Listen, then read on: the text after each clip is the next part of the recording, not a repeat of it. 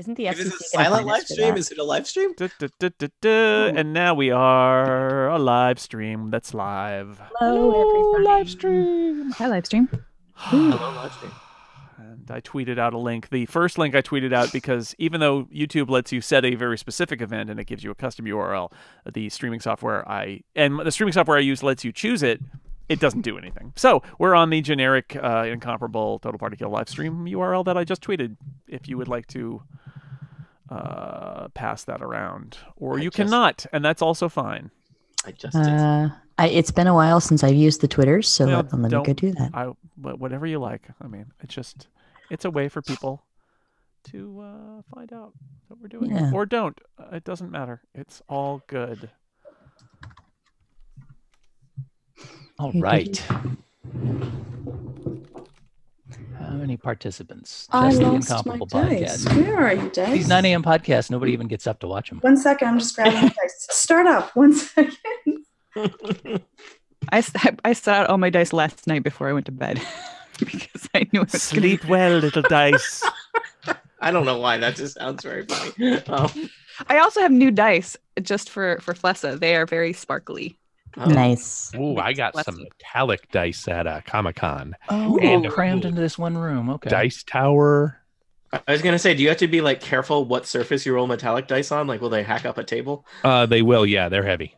Especially like all of the tables in my house are just like IKEA particle board. So That's why you get a dice I tower. have the dice that came with my starter set and the plastic bag that they were originally packaged in. why did you save a plastic bag from 1984? Vintage. The dice go so nicely into it. All right. And then they don't roll all around. I also got this swank t-shirt. Oh. Ooh, that's Nice. cool. Fancy. This is not the original starter set. This is just the 4E starter set. It's not that old. And we should ask when do people have to be done? Because that's important too. Is there if you do have a Ish. time that you have to be done? I would like to eventually eat lunch. When the probably. beer runs out. Okay, so we're it's 9:15 now, so maybe we'll just do 3 hours and be done in that works. 12-ish, I have- 12:15-ish. Oh well, I guess this is live streaming. 12:30-ish. So Yeah. how many people are watching right now? 0. 4. All right, these Wow. these 4 people get to know the secret. We have some guest stars lined up for some upcoming episodes. So I have a specific point I would like us to get to. Like it or not. Like it or not, so that the guest stars can be introduced next episode. So there may be some railroading toward the 3-hour mark. Is the you've been warned. Excellent. And Chugga choo choo. you will be cooperative players who will go along with it, except for Steve. That sounds like us. Yep. I don't expect more. I know who you are. Yes. All right. Are we ready to rock Okay, and roll? everybody recording their audio. Just one final check. Check. We're all Yes. professionals here. Recording my audio. All right. Check. Holy crap, we are professionals. Yep. That's Mhm. very sad. I'm recording. All right. Recording. I'm Tony Sindelar. Welcome back to Total Party Kill, the podcast where we answer the question, why are there statues?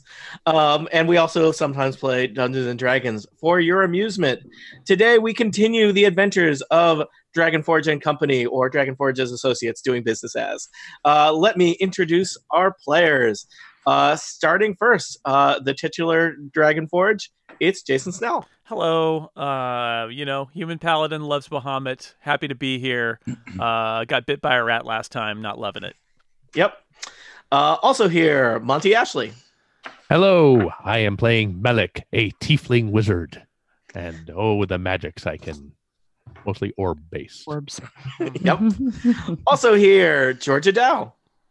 Hi, my name is Akrid, and I like Bahamut more than Peter Dragonforge does. I just wanted to state that. Oh, Might warlord every now and then. Bahamut also loves me more. I'm just Wow, this is a Throwing new that out precedent Wow. that introductions Throwing are down. used for trash talking. I like it.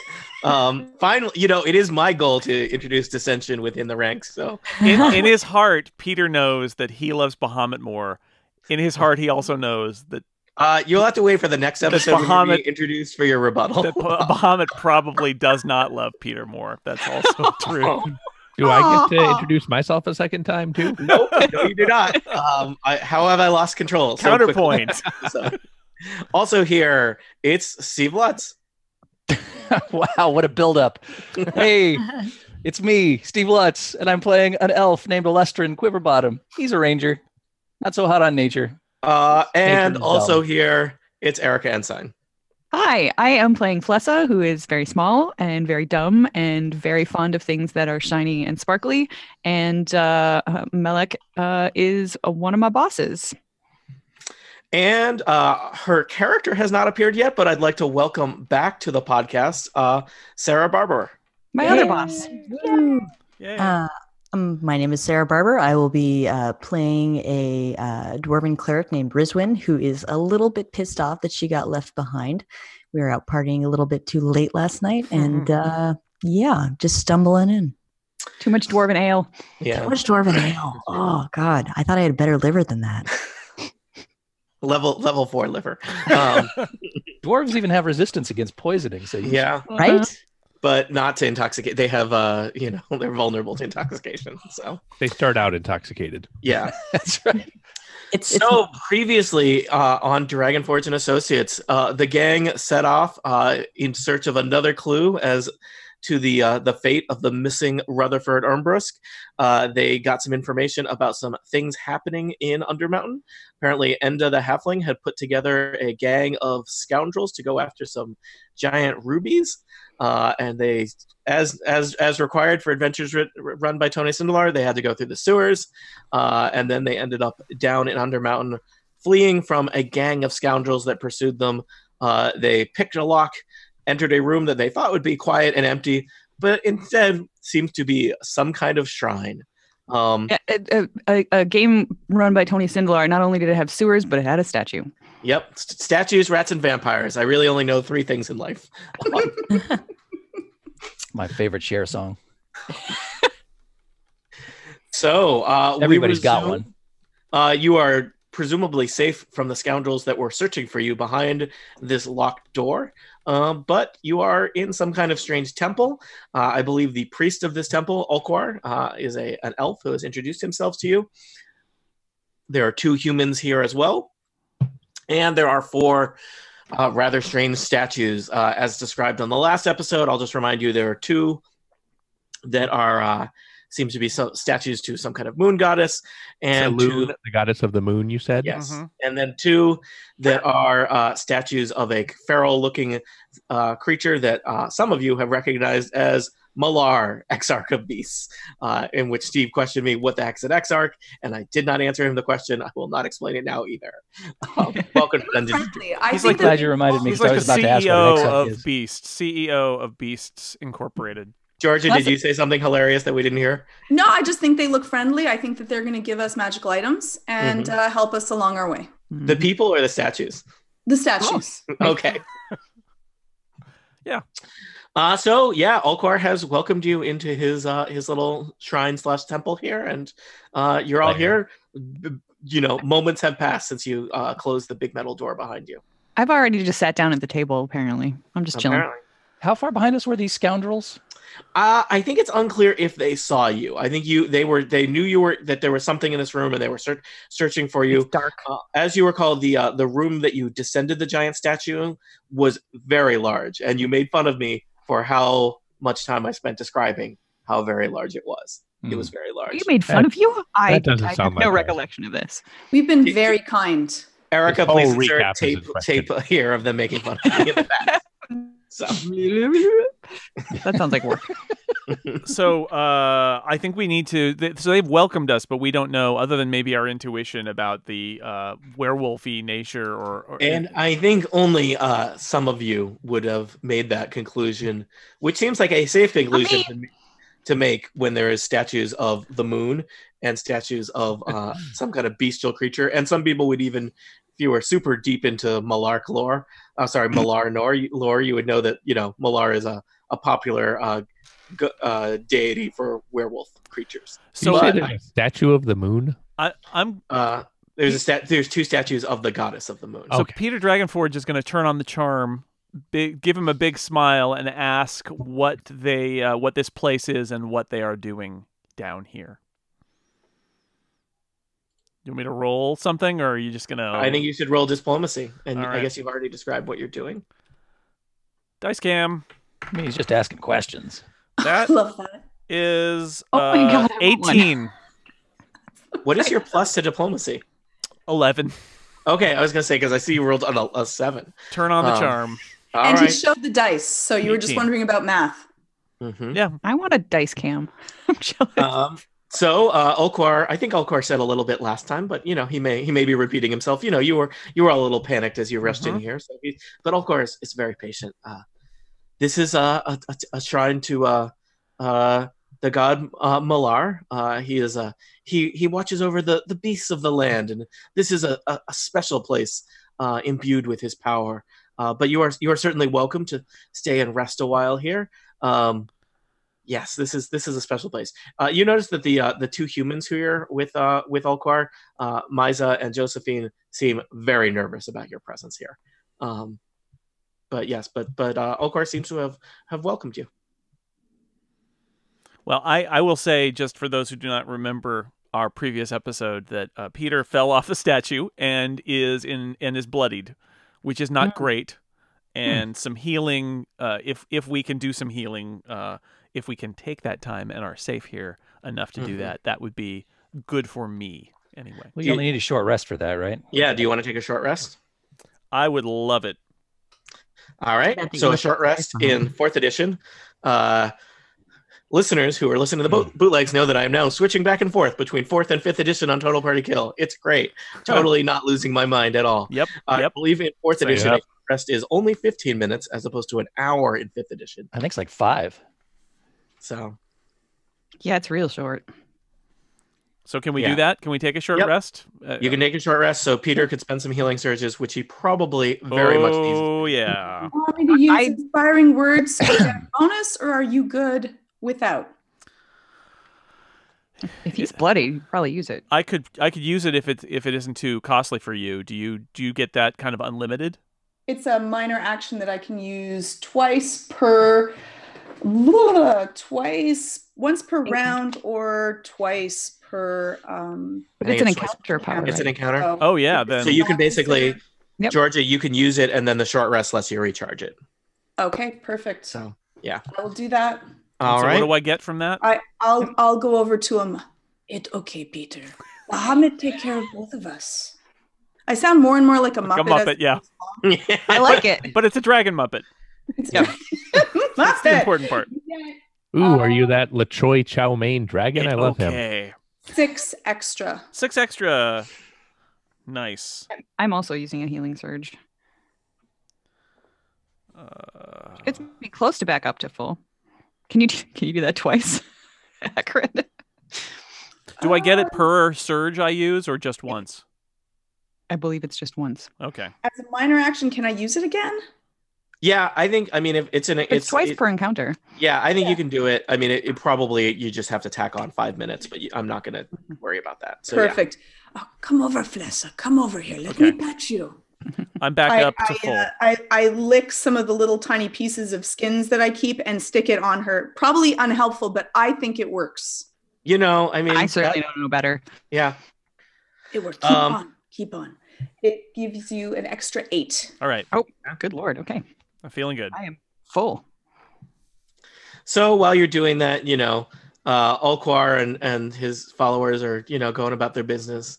2 of them are kind of praying in front of statues of Saloon. Ulquar seems to kind of be standing guard by the door. And I'll say you get to spend you spend your time, so you've regained your encounter powers. Some of you have spent healing surges and whatnot. And there is a knock at the door. Hello. Well, So it's not our home, so I guess we should just let Ulquar handle it, right? Yeah. Ulquar goes over to the door unless someone's going to say or do anything. These people aren't hostages. We are their guests. He can do what he wants. Alestrin, Well, ready an arrow. There were some unpleasant people around out there. You may wish to be careful. We before you actually open that don't door. know if they were unpleasant, only that they were in the room and wanted to chase us. They were in the sewers. It's They likely might they're have just unpleasant in one way or another. Yeah, Or they for might all be you doing know, they were. cardio. Yeah, So they will could have we. just been playing paintball and you got in the way. Well, we're Although I will unpleasant. say a knock that was a fairly friendly knock. It might not be like I don't know if those guys who were chasing us are the kind to knock. Is what I'm saying. We just weren't Avon. that polite. We picked the lock and ran inside. Alquar, there's a little window in the door that he opens to look out, and he actually can't see anything. He's looking at kind of at eye level, and then he cautiously pulls back the latch and opens the door. And standing there, slightly below eye level of the little grill on the door, is your coworker, your colleague, your friend, the My dwarven boss. cleric, Rizwin. Yay! Hey, boss, I say from the other side of the table. How come y'all left me behind? It wasn't my idea. We couldn't find you. Yeah, I did kind of wake up in a strange place. Hate when that happens. It happens. No, it does happen. Olkar says, Crazy night. you know these people? Yeah. We know her. She's great. So Olkar steps back and motions for you to come in, Rizwin. And he says, please do not linger. There are recent arrivals to this area of the dungeon who are not as friendly as all of you. Kind. Oh, really? Do They're tell. noisy. Who are they? I don't know. I mean, this is, we are relatively close to the surface here. And adventurers come by from time to time, but I have never seen a group like this. It seemed like there were many of them traipsing about, searching, demanding to search this room. I did not allow them, and every now and then they come by and yell at me and bang on the door. Oh, are these the They seem to be ruby? looking for. Look, they mentioned rubies. There are no rubies here, but Bless's face goes a little bit sad. Olquar, I thank you for your hospitality. I do have to wonder why a shrine to saloon here where you can't even see the moon. Seems an odd place for it. Well, even though we cannot see the moon, certain followers of Malar are blessed to know the phases of the moon, and there are certain times when the power of the moon blesses us with increased abilities.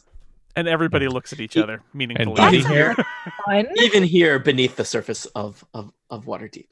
I like abilities. Oh, Alquar, do you know if one of those times is due soon? I believe so. Yes. That's exciting. Oh, great. Oh, Flessa, you are interested in abilities. I have lots of abilities. I can jump and I can flip Tell and I me, can stab things. do you currently have I a can deity kick. to which your services are pledged? What's a deity? Yes, her services are pledged. Sort of your boss. A greater power. Oh, yeah, that's Rizwin and Melik. Oh, Hello. but perhaps one above them. Well, Rizwin is kind of short, so Melik is above her. One that might provide you with guidance, with a sense of purpose. They do that all the time. It's like talking to a brick wall, dude. But perhaps you have not reached your true potential here in your current form. Potential? Well, I just perhaps wouldn't you like to be part of something powerful? I don't know. Would We're it already take a pretty lot of powerful. work? Because that sounds hard. I assure you it would not. All you need to do is devote yourself to the followers of Malar, and we could give you great power, the power to rend your enemies with your very hands itself. Is that like stabbing? Imagine if each of your fingers was like a dagger. I sidle over to Flessa and say, Flessa, you don't want any. Trust me. Yeah, it sounds kind of like they're, I don't know what's going on, but it No, kind you of sounds don't. like a cult. So It doesn't sound very good because then I couldn't throw them. But well, thank no. you anyway, sir. and Peter says, "Hey, if Rizwin got here, maybe it's safe to go back out in the big room." Rizwin, you just ran away from some scoundrels. yeah, Darn Are they it! coming? FYI. definitely some creepy people out there. I recommend that we lay low a little bit. Mm, You know, you are all really tall. I could probably lay low better than you guys, but Yeah. less I could, but Well, in Whatever that you say, case, boss. Alquar, do you have any pamphlets? Well, Seems we're gonna Malar is be not here so a much while. into the written word, but please stay a while and I will tell you some stories. so Do you have any picture books? Can tieflings take advantage of your offer? While this is going so. on, I'm going to sidle up to one of the scared people and try to be very kind to them. Stop sidling. And I'm going to be the most non-threatening sidle. It's just this is Peter again turning on the charm, trying to make sure that they are not scared by me, and trying to be friendly and ask them if they're okay. And roll non-threatening sidle. That would be diplomacy, obviously. I think so. You're in a cult, dude. And it is once again an 18. All right, that's which is 7 plus 11. I think we've established that now. Yes, we are. Where's the roll cam? Yeah, I'm not sure I believe you. Yeah, that could be anything. I believe you. So the thing is, Peter, they seem very nervous by you. Which one do you want to pick to sidle up to, since they're on opposite sides of the room? I'm gonna talk to Miza over here. Okay. So Miza is kind of an older human man. He's got kind of, a kind of a gray short beard. He's wearing relatively ornate clothing. He's kind of like eyeing you nervously as he sits there, kind of praying to himself in front of the statue. He looks, Peter, you come over to him as non-threateningly as you can, but his eyes are darting all around. You see some sweat on his brow, and Miza starts scratching his arm. Is this, would I have any idea about this possibly being the very early stages of a werewolf breakout? Is that the right term? A lycanthropization? Roll insight. Oh, okay. Would nature help with that? Because I was thinking the same thing. Yeah, I think some of your characters, I think one of the challenges here is probably many of your characters could gain various knowledge of what's going on. The challenge is your ability to communicate it to each other, and not all of you have the ability to know what's going on. That's a 24 insight. All right. Yes. You think that something very strange is going on with Miza, and he seems very concerned about your presence. It is not Alquar that is making him nervous. It is you and your friends. I am gonna give the kind of high sign to my friends and be like, we might want to take our chances out in the hallway. This is very interesting, though. We could learn a lot of... Are we sure we don't want to hear what this guy has to say? I think the Airwolves way are...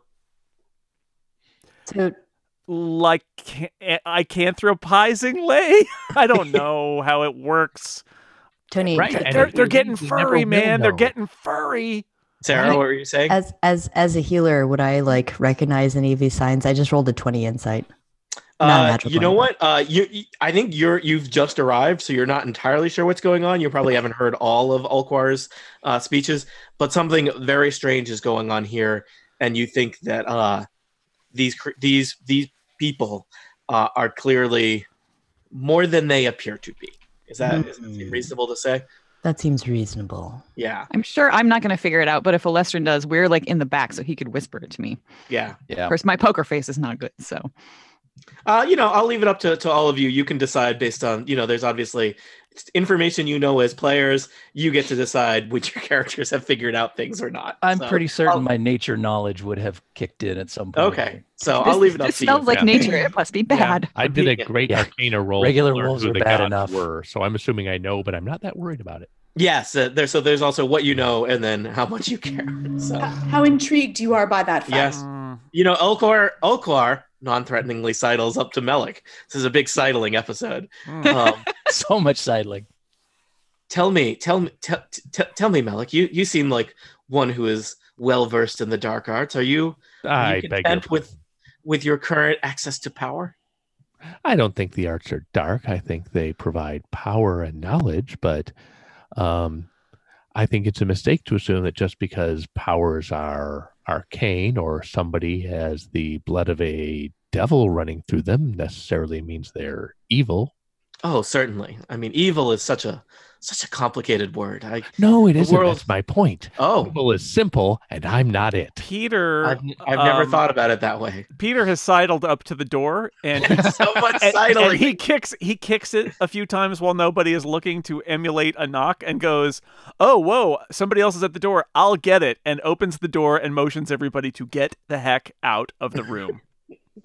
Yeah, I tap Flessa on the shoulder and point at the door. Hmm. Are they going to let I me? don't Are they even going to say let anything. me I just out? run Is it going to be towards an the issue? door. Do I need to charm Ulquar, or is he going to let us go? Ulquar is not blocking the door, so, and I don't think you're doing anything threatening to him. So Thanks for the dope. We gotta Ulquar go. looks a little bit confused as to why it takes We do that. We have that 6 effect people on to open the everybody. door, and opening the door seems to look a lot like leaving. But I think he's talking to Melik. Melik, do you want to do anything to get out of this conversation, or do you want to continue to chat with Ulquar? Listen, it was lovely to meet you. I think you have a fascinating belief system, and I wish you luck with all of your rampaging is what you do, I guess. Oh, I don't know if I'd call it that. Loaded term. Melik, he kind of like he holds your arm. It feels a little creepy, and he just kind of, but like in a kind of friendly way, at least to him. He just said, it's so good to talk to a like-minded soul. Please return here if you are ever in need of refuge or respite. This is a safe place for you to stay. You and your friends. Anytime, we would welcome you. I definitely will return. Oh, and you know what? I think that probably eases any uncomfortable feelings with why the 6 of you are just wandering off. And Ulquar waves as you depart. Thanks for the dope. Thanks. Thanks for hanging out. So I still don't know actually what's going on here. Like I know we're looking for Rutherford Umbrusk, but like, where the heck have you guys been? Oh, sewers wow. mostly. Long story. Where else? Any rats? Why do you go through the sewers every time? We don't know anything else. Yeah, how did you get here, Rizwin? Did you go down the giant statue too? You follow the path of dead rats they left in the sewer. Yeah. Plus, I drool a little. You got lucky. The Smurgle collectors didn't pick up those rats before you had a chance to find us. Thank goodness. I explain what we've heard, which Tony, remind me if I get this wrong, but that one of the people who returned, who knows about Rutherford Umbrusk, was went with a bunch of rogues to seek some rubies down here in the Undermountain. Yes, and so we're trying to find 30 odd rogues. Yeah. So one of the last accounted for missing members of Rutherford's party is Enda the Rogue, who strangely had disappeared in Undermountain for quite some time, recently resurfaced in Waterdeep, really only spent a brief amount of time in Waterdeep, hiring every rogue, scoundrel, and cutthroat she could find. Except for me. And except for Flessa. She probably tried, but you were like, my services are engaged elsewhere. Yeah, that sounds just like Flessa. Yes. Pip, cheerio. And then there was that really fun time where we had to talk to a guy with rhyme. Yes, good That times. was really good. All right. I was thinking about that for like 2 years, just so you all know. It did not live up to my expectations. Surprise. Improvising rhyming dialogue is real hard, people. So that was fun. So, we should go back and talk to that guy again. They see him again. They may reappear. So just to remind you where you are, you've left the Shrine of Malar here. You are standing, hopefully one of you has a torch or a light source, because this big empty room is pretty dark. This room is huge and vast. This is making fun of me for how much time I spent describing. Why is this room so big, Tony? So huge and vast it is. Kind of looming in the darkness, there is a huge red statue in the center of the room.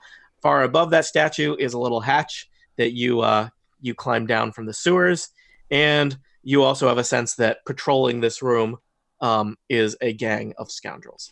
Can we tell whereabouts they are based on sound? Everybody give me a perception check. Okay, everybody gets +1 for that. I get to roll my new dice for the first time. Very Because exciting. you're by me. Oh, that wasn't a great roll, though. I rolled a 1. I got a 19. Seven good? 7 is not good, Georgia. I got a 12. 12 is not bad. I hear what Georgia hears. Oh, gosh. I hear almost as much as Georgia hears. I got a 19. Okay. So you know what, Alestrian, you did great. Unfortunately, all of your friends are basically talking to each other while you're trying to listen. That sounds right. That guy was nice. Fighting a hangover. Are aware with your keen elven perception that there are other creatures moving around this large room. You can hear footsteps kind of echoing in the distance. It's a little hard to tell with the echoes. You know what? I'm going to be generous. You got a 19. I'm going to tell you that you think that there's probably creatures in the southwest of where you are. Tony, in terms of the largeness of this, is this like a Coliseum kind of size place? Okay. Yeah. Not a basketball court. It's bigger than that. Oh yeah, I totally know what size a basketball court is. I don't know. Where aren't we looking for these guys? We're trying to find Enda. Who's Jason, a movie theater. Bigger than an ultimate frisbee field, smaller than a Quidditch field. Great, good, solid. No, it is very large, and the ceiling is very high above you. So what if I sort of stealthily head that way without a torch, using my elven vision, and see if we can pick up an idea of? Are you going to leave your friends behind?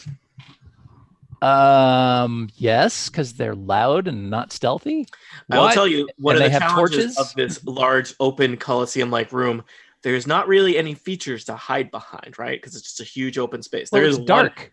It is dark. Except the darkness. And there's a big statue in the center. Do halflings have low light vision? I think so. I mean, I could hope that there are no elves and dwarves amongst the rogues that are with Enda. Do we know anything about all of the rogues that were hired? I think you really just saw silhouettes in the distance, but you would know. I mean, just based on who operates who's missing, who in Waterdeep, you would expect there would be an assortment of elves, half elves, humans, and halflings, and maybe a dwarf or two. So imagine Alestrin sneaking around in a well-lit room. I just imagine, like, I love that idea. Alestrin accidentally backs into a group of like 6 elves with binoculars. I'm not here. All right, so unless we want to walk right up to these guys, I would recommend we go around to the northeast, hugging the wall, and see if we can find any other doors we can duck into, maybe. And you know from scouting the room before, there are many doors. I'm pretty sure these are the people we're looking for. Why are we hiding from them? Because there's too many at once. Well, we're looking for 1 out of 30 of them. We're looking for the leader of those guys. It seems to me that just going through random doors is not getting us closer to the thieves. The thieves are over there somewhere. If this is in fact the thieves. I know some of those thieves from the streets, and I wouldn't convincing, Erica. I wouldn't want to just wander up to a great big bunch of them. I think it would be better to sneak around a little bit. I mean, I always prefer, but put them in their element. That because they're thieves, we will naturally expect them to be speaking and rhyming thieves' cant all the time. Oh God, let's go fast. Why did you remember that? That's only for business. Yeah. If we want to buy something from them, yeah, we might have to rhyme. We can say that I'm carrying the torch. I think I remember that I was the one carrying the torch. So, okay. You still have plus not reached consensus about what the heck you're doing. My pixel icon is carrying a torch. So, did we leave the door to the shrine open? By the way, no. Okar closed it after you left. Okay. If none of you did, I was kind of hoping we did because that might make things fun.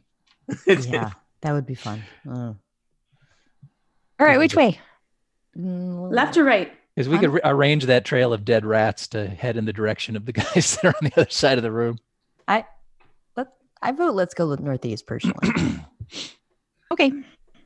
All right. Yeah, I mean, maybe we can hide behind that door and see if they come this way. That sounds pretty good to me. And then peek out at them or something? I'm really loud, so I'm going to stay in the back. Or we should send you first since we're walking away from them. Fair. This is like a philosophical question. It's like a comet that's louder at the other end. Yeah. All right. So if you have a loud dragonborn and a fox and a sheep and a bag of grain, which one? Where do you put the bag of grain in the party? All right. The dwarf carry it. That's easy. All right. So Peter has gotten fed up with all of this and head off into the distance. So I'll follow Peter. Peter, as you retrace your steps, because you did kind of scout this area before, to the northeast corner of this huge Colosseum-like room, and you spot a door in the northeast corner heading north. You also spot in the not too far distance, a little ways down the big wall, a door heading east. The door heading north is closer to you. Hey guys, there's a door. All right, I listen at it. What kind of door? Do you hear anything yet? I'll tell you, this door is wooden, whereas the door to the shrine was notably like a big, heavy steel reinforced door. So this just seems to be a simple wooden door. All right. Alestrin, you listen at the door, and you hear. Give me a perception check. I got a 14. There's nothing simple about doors, Tony. You hear nothing. I hear nothing. What? Let's go see what the nothing is. Okay. Can we presume that a listen and a check for traps are the same roll? Or Yeah, sure. If that'll move us along a little faster. that's what I'm thinking. So you didn't hear any traps? Nope. All Traps right, make a very distinctive noise. Tick, tick. quietly Thunk, open the ouch, door bleed. a little bit and peek inside. All right. I will tell you what you see inside. Some of my visuals are a little sparse, so let me give you the full description of the room as well. So there's a little rectangular room beyond Alestrin. You can see there do not seem to be any inhabitants or creatures in this room. The distinctive feature in this room is that there are 4 columns in a line kind of running the length of the room in the kind of the center of the room. Each column is exactly 10 feet tall. Each column is spaced about 10 feet from the nearest one. And the ceiling of the room is 20 feet high. So the columns go half the height of the chamber. And floating atop each column, it looks like there's some kind of object glinting in the darkness. Can I make out anything about these objects? I think you'd have to go into the room to see that. No, I don't want to do that. Well, You know Why me not? in rooms. Maybe we can Yeah, hide in it. yeah. Alestrin's terrible in rooms. They're almost as bad as outside. I try to stay out of them if I can. Just hallways for this guy. That's right. yeah. All right, so I let the people directly behind me know, and they can pass it on down the chain. Room. Did you say glinting? It's not a big room, but 10 there are glinting feet things in there. Well, there's Oh nobody. yeah, and Fless is there. right behind me apparently, so she gets the news first about the glinting stuff. Does that mean shiny? I like Um, the idea that you guys would have to pass it down, and I'd be interested to see a game of telephone what reaches the last person. I just say to Peter, something shiny. Cheese. They're made of cheese. something about wingdings? Perfect. Mhm. Are we going to see what the things are in the room? I don't see Enda in here or anybody else, and there's just No. columns with stuff. It seems like a I mean, we could a hide trap out in to here if we me, wanted to, quite but honestly. I would love could to hide look in- at these pillars. it doesn't Somebody- sound like anyone's approaching us currently, does it? You hear that? Roll me a perception check. Oh boy, All of us are just Alestrin at this point. Alestrin's the one who asked. that's a 13. You do not hear the sound of anyone approaching you currently. I'm more in the back. I also roll a perception check. What'd you roll? Do we get a +1 to perception? I forget. You I think do. so. Great. I got a 12. I'm not doing very good You at this. don't. You don't hear the sound of anyone approaching you. Everything sounds great, you guys. Yeah, everything is great. A dwarf with a hangover is not. I'm not very perceptive. Well, I got an 18 perception. You hear the sound of someone approaching. You actually got a 19 perception. No, that's with Oh, the your 5's bonus on in there already. Okay, there's people you. coming. Peter, Yeah. Peter, you think you may hear the sound of footsteps in the distance. And, We may want and to. you know what? I'm going to say the sound of footsteps and people talking to each other. It's us. It Wait, could. Yeah, no, it is not you. That is the wrong conclusion. So You they're want to let us? approaching. maybe No, what you hear? I think there's another door. We could go check out that door. We could hide in here. We could try that. See if they can't find us, or if they corner us. That would be Well, if they another come option. at us, then they have to come through a doorway It's one true. at a time. I mean, we could get in there, get in position, prepare ourselves for the door opening, And then we could take a look at these pillars and these. and then at glinting least we'll be things. ready with our weapons drawn Boy. to, Yeah. in case anybody wants to threaten us. Better than having them all attack us. Plus, I hear there's cheese in the room. Yeah, and also, don't we want to see like the composition of these people just to see if Enda's among them? Mhm. Yeah, if we peek out the door and they come past, then maybe somebody can figure Let's- that out. Also, I've just realized that I'm in a room. It just happens to be a very big room, and so now I'm creeped That out took a by while. either side of the door. All right, let's go. Let's try to go in the room and close the door. In a way, Alestrin, everywhere is some kind of room. What is a corridor but a long, skinny room? What is outside but a room with the ceiling really high up and painted blue? Yeah, Don't makes you tell him think. that. Makes you think. All It right, doesn't make me think. into the room. Probably going to get zapped by these glinting things, but All what right, the heck? you head Alright. into the room. Let's go in the room. Yay. All right, I will describe what is on these pedestals now that you're in there. So, floating atop each column is an object. So I will do these from west to east, or left to right. 4 objects, and they are floating on top of a 10-foot high column. Floating. There is a closed face helmet, a greatsword, a bronze scepter, and a crossbow. Boring. Does somebody want to hang out by the door and listen/watch for things? Yeah, Peter is hanging out by the door so that if somebody comes in, he can stop them and attack them or ask them what they're doing or whatever. Are you trying to watch and observe, or are you just trying to guard the doorway? I'm guarding the doorway. Okay. I'll watch. I'm going to You'll keep watch? an eye on Flessa to make sure she doesn't go after one of these things. Smart. Immediately. These things are they shiny?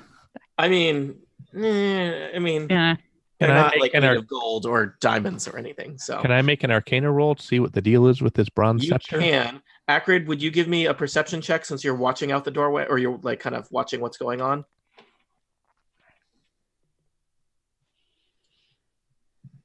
9. 9. I will tell you with a 9. I was going to show you stuff. I'm not going to show you stuff. With a 9, you hear the sound of many footsteps kind of moving past the doorway.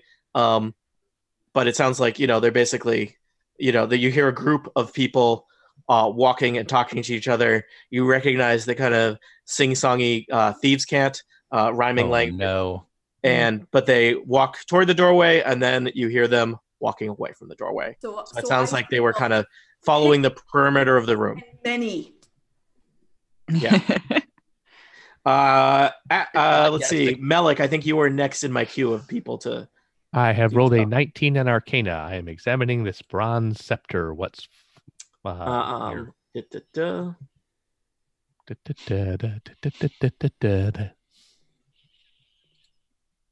Venga Boys. Yes. Referencing knowledge. So this bronze scepter, you recognize it as... What did you roll something? I rolled a 19 for Arcana. Okay, excellent. You recognize it as a magical artifact called a blast scepter. It's a powerful scepter. It is built, it's a little kind of strange. I guess I have a picture, but that won't help our podcast listeners. Imagine kind of like a bronze rod, and then at either end of the bronze rod is an ornate dragon's head with glittery eyes. You know didn't what? say glittery. You know what? I don't know if you've noticed the eyes yet, because the eyes are tiny. Okay. And it's bronze. It's not gold. So you look past it. And in fact, you know what? You rolled a 19, Melik. I will tell you that Melik knows that the blast scepter was one of many powerful tools crafted in Netheril, an ancient realm of sorcerer whose glory the great desert swallowed long ago. Most blast scepters take the form of a wand-length metal rod that have ornamentation knobs at both ends. It looks awesome. I really want this scepter. It's Something not an orb. stinks about this. Not an orb, no. Does anyone think they can tell what kind of trap is on these pillars? I could probably jump over it and just like whoosh, take it. I don't think that's the first thing we should do. I presume these aren't real. It's real. Some What do sort you of mean? It's right illusory there. deal. I've investigated it with all of my wizardly powers. Hey guys, the guys went past the door. We could sneak out now and go to another room. Did anybody take a look at them to see if Enda was with them? No, There was just listening happening. Acrid. Oh, Yeah. No, I don't think she's there. Yeah, it wasn't a great listening role. Yeah, but you know what? Here's the tricky thing. You don't know what you didn't hear, right? That's the tricky I thing. think I did good job. Yeah, I feel like if you do Very a poor well. perception roll, to a certain Hold extent, your you're not head. aware, I right? have 2 little holes in my head. Very good for listening. Yes. Are those eyes or ears? you have assortment of. Okay. Yeah, let's not go down that path. All right. Have I noticed the glittery eyes on the scepter yet? Melik, do you think anyone else has noted the glittery eyes on the scepter yet? I'm Not that far. staring at it real close and like kind of walking around the pillar, trying to guess. You know what? Give me I'll a have a perception look. check, Yeah, I was just Erica. going to say I'll have a look at that pillar too, What just kind to of- see. What am I Yeah. rolling? I asked Erica to do a perception sorry. check. 18. Erica, you have noticed the glittery eyes. Ooh. I walk over. I'm still keeping an eye on her.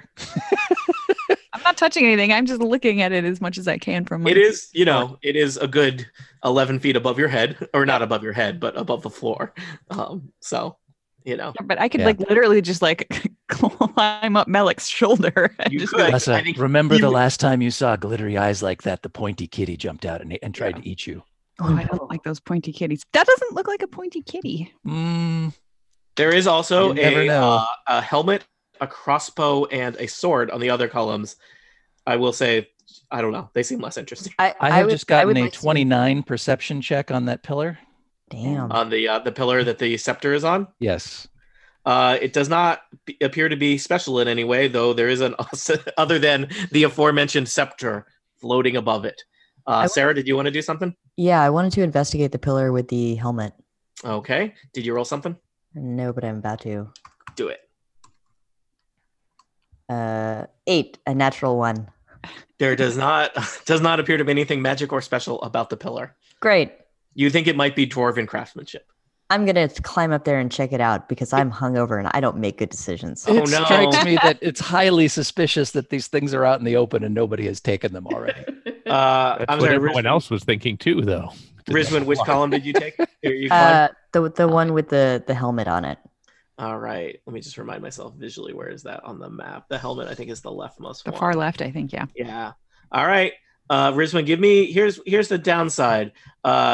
Give me an athletics check for you to climb this 10-foot pillar. But I'm gonna say the same hangover that makes you excited to do this makes this a little bit hard for you to do. Is that fair? Yeah, that's totally fair. All right. So like maybe take like a -3 penalty to your athletics check. Great. Okay. I got a 12. All right. Rizwan is clambering up a pillar, everybody. If boss is climbing a pillar, can I climb a pillar? I start climbing. no. I don't. Give me an athletics check, Flessa. I mean, Lester and Melik are right there, so they could easily just. I turn had a down. more subtle and arcane way of taking these things. With a magic hand. Yes. I also only get a 12. I'm starting to rethink this whole splitting the party thing. 12 is enough. I'm backing away from the pillars at this point. 12 I is enough to noticed climb the yet. pillar, Flessa. Okay. Does I'm that mean I climb the pillar? I'm still not going to touch it. I'm just like at the top looking at it closer. Does it look any different from up here? Nope, it looks like a very shiny scepter with dragon heads on it.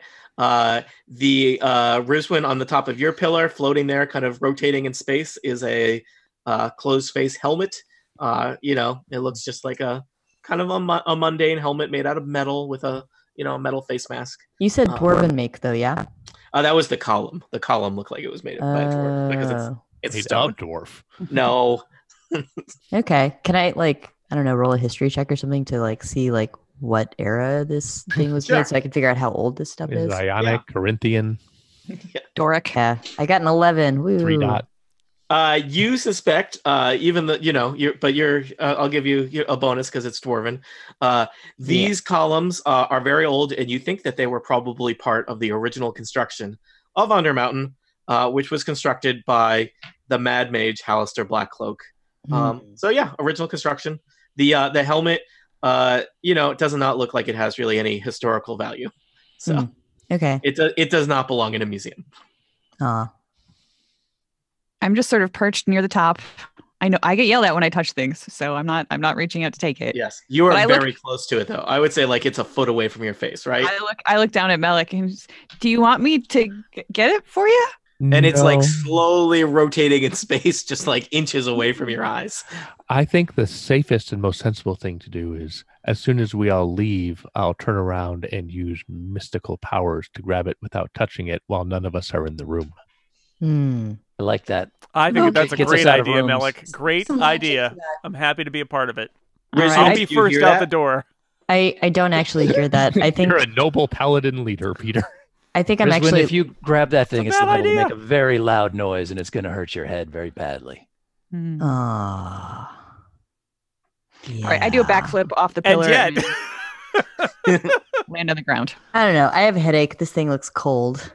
I'm just gonna grab it and put it on Oh, my no. head to Oh, see if no. like I can. Oh. I I can have just, already like, backflipped off my avoid. pillar. holy Bahamut. The headache. Oh, All right. man. As you touch it, Rizwin, Yeah. with your hand, which fingers do you use to touch it?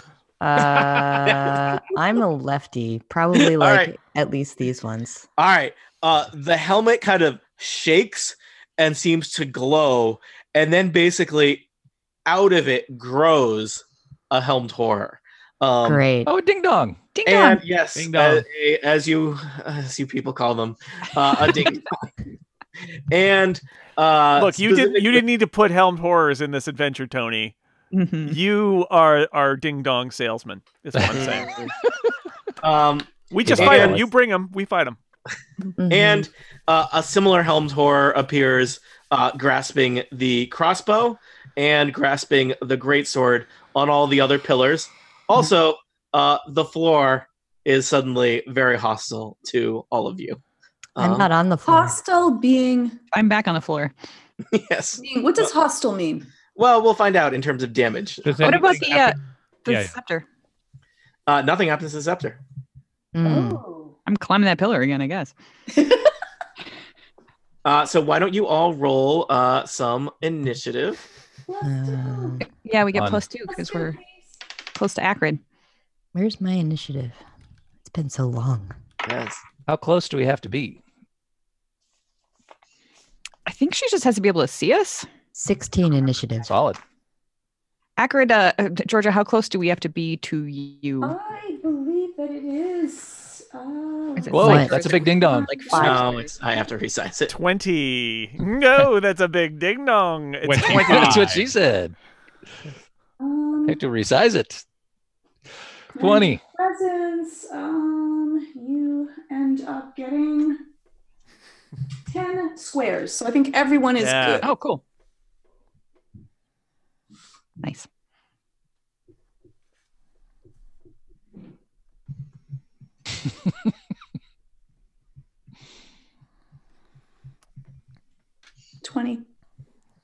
Ding dongs. Yeah, Ding no. dongs aren't too threatening, That right? makes me hungry for some baked goods. hmm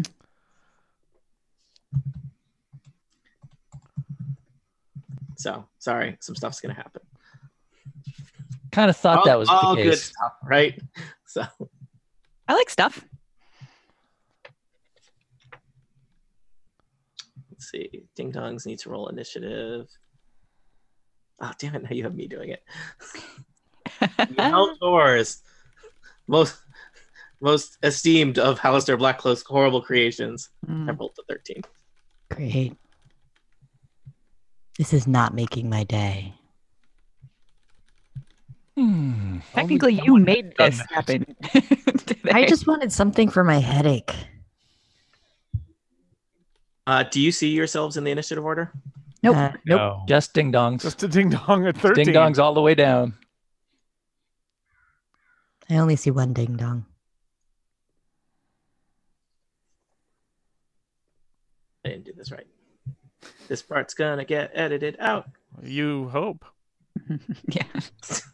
How are we on time in terms of should we take when a break? when do we before the start? fight? We didn't start. No, I think we should. I think we should keep going because I don't remember Okay. exactly when we started the episode, but it was probably at like at least 15. I'm this far. Might as well keep All going. right. Mhm. So I'm adding you to the turn order. And yeah, and every bit that gets chopped out shortens the episode. So Like this. Yeah. like this. Hello, future me. I'm making the episode shorter as I speak. Hmm. 45 minutes of game, 5 minutes of playtime. But now I am in character and I make the episode longer. All right. So looks like you're adding your initiatives. Has everyone added their initiative to the turn order? I did. Oh, we got to do that too? God. Yeah, so much of us. I updated it. I asked very little. Oh, you already did me. Somebody did mine. Thank you. You're Thank you. welcome. We're such a good team, you guys. So the aforementioned helmed horrors appear on each of the column. Basically, as you remember, a helmed horror is a magical construct that looks kind of like an animated suit of armor. You have frequently seen them in the past clutching either crossbows or greatswords and always wearing helmets. So they kind of just grew out of the objects sitting on the pedestals. So they are standing on the pedestal. So some of you are in a very crowded space now with the pedestal. And as this happens, the floor crackles with energy. Yeah. I jump and hover. I guess Rizwin's not actually on the floor right now. So. Nope. I'm just very surprised. Yeah. All right. Do I have everybody there? So let me put you in order. So, Melik, it looks like you're top of the order. Acrid, Alestrin, and Peter, you got a three-way tie. I think whoever has the highest dexterity modifier gets to go first, or since you're all allies, you could negotiate for who's going to go first. But let's start with Melik. Melik, first off, you start and you feel searing pain as radiant energy courses across the floor. You take 5 radiant damage. Oh, no. And you see 3 ding-dongs materialize on the towers. I don't remember how you actually feel about ding-dongs in terms of, they were intended to be like a menacing evil presence here in Undermountain that I feel like you all have managed to overcome mentally. They're kind of annoying. You can make them walk into holes. Yeah. All right, so you made Sometimes one you shoot them and there's an squadron orc of 12 inside. ding-dongs walk into a hole. That's a lot of ding-dongs. It was title. That is a lot of ding-dongs. So I would like to start Melik. by using my move. I have a speed of 6 to climb this pillar in front of me. Yes. I will also I should mention, because it's going to come up, when this happened, there's kind of a magical field of energy that crackles across the floor. It also seems to crackle across the doorway. Sure. Oh, Yeah. but not the pillars. No, not the pillars. So Melik, you said you were going to try and climb the pillar? Yeah. Give me an athletics check. Oh, well, I'm great at that. No problem there. I'll just roll this d20 and add a big 1 to it, and I have 12. All right, that's enough. You're up on the pillar. Great. I know things don't quite line up on the map, so you'll do some keeping track of where you are yourself. I mean, I guess that's where it works, right? Are these ding-dongs standing astride the pillars at this point? Comma ding. In their yearbook. Yes, they are. They are standing safely, not on the electric floor. So we must knock them off of there so we have somewhere to stand. Seems like that'd be a good idea. Melik, do you want to? You've used your move action. Yes, I have other things to do. Yep, I don't. Steve just cut in there, so as he does.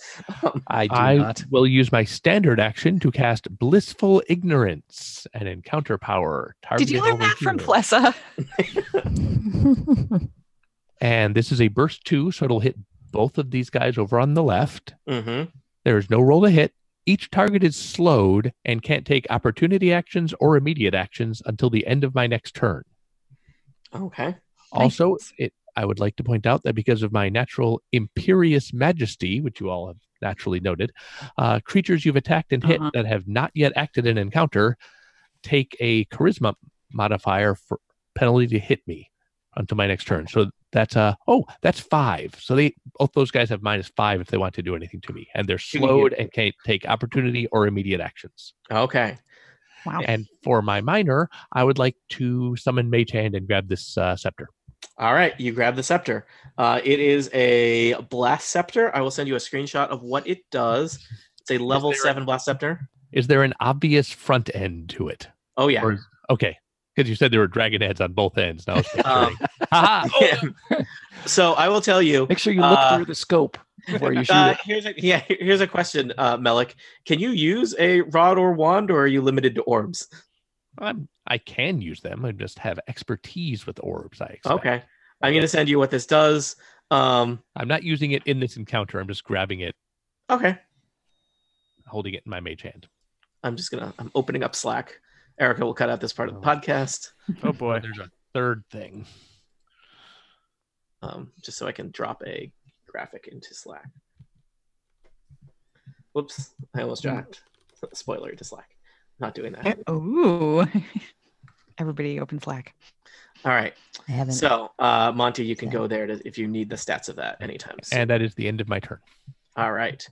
Who is next? Acrid, Alestrin, or Peter? Who wants to go first? / who has the higher dexterity?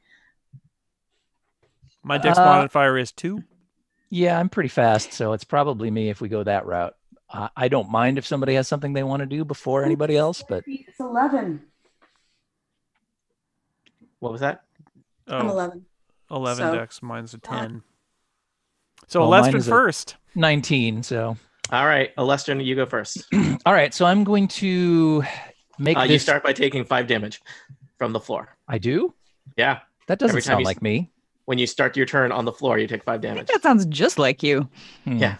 You're always on the floor. Because this is why you hate rooms so much, right? Yeah, I told you guys we shouldn't have gone in a room. It never But works we were out well leaving for the us. room. We were leaving the room also. That's true. So confusing. All right, so this guy that's closest to me on the pillar, a couple of squares to the north, Mhm. this closest Ding Dong is now my quarry, Yep. and I'm going to fire a couple of arrows into him with my two-fanged strike.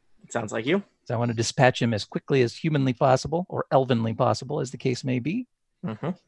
So that first arrow is a 14 versus AC.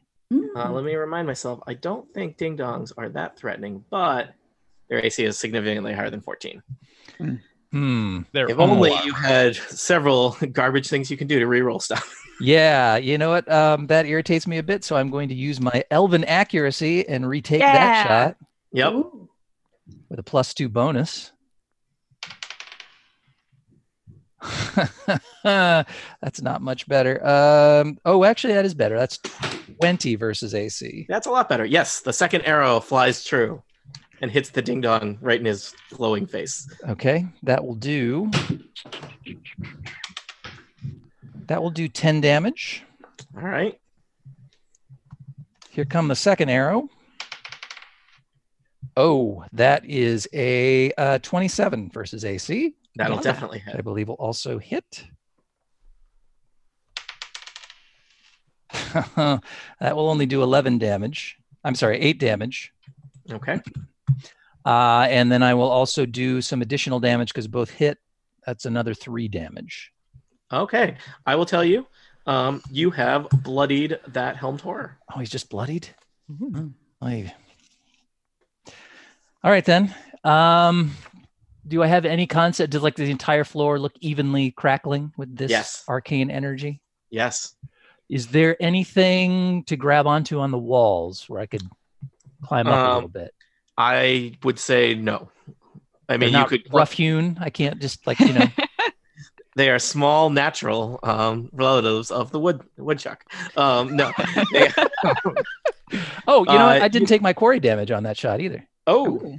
Need to remember that. So you I remember to mark it. him for a change. Oh my God, Steve Lutz. How long have you been playing Dungeons and Dragons? About 1,000,000 years. 2. 2 more damage? Yep.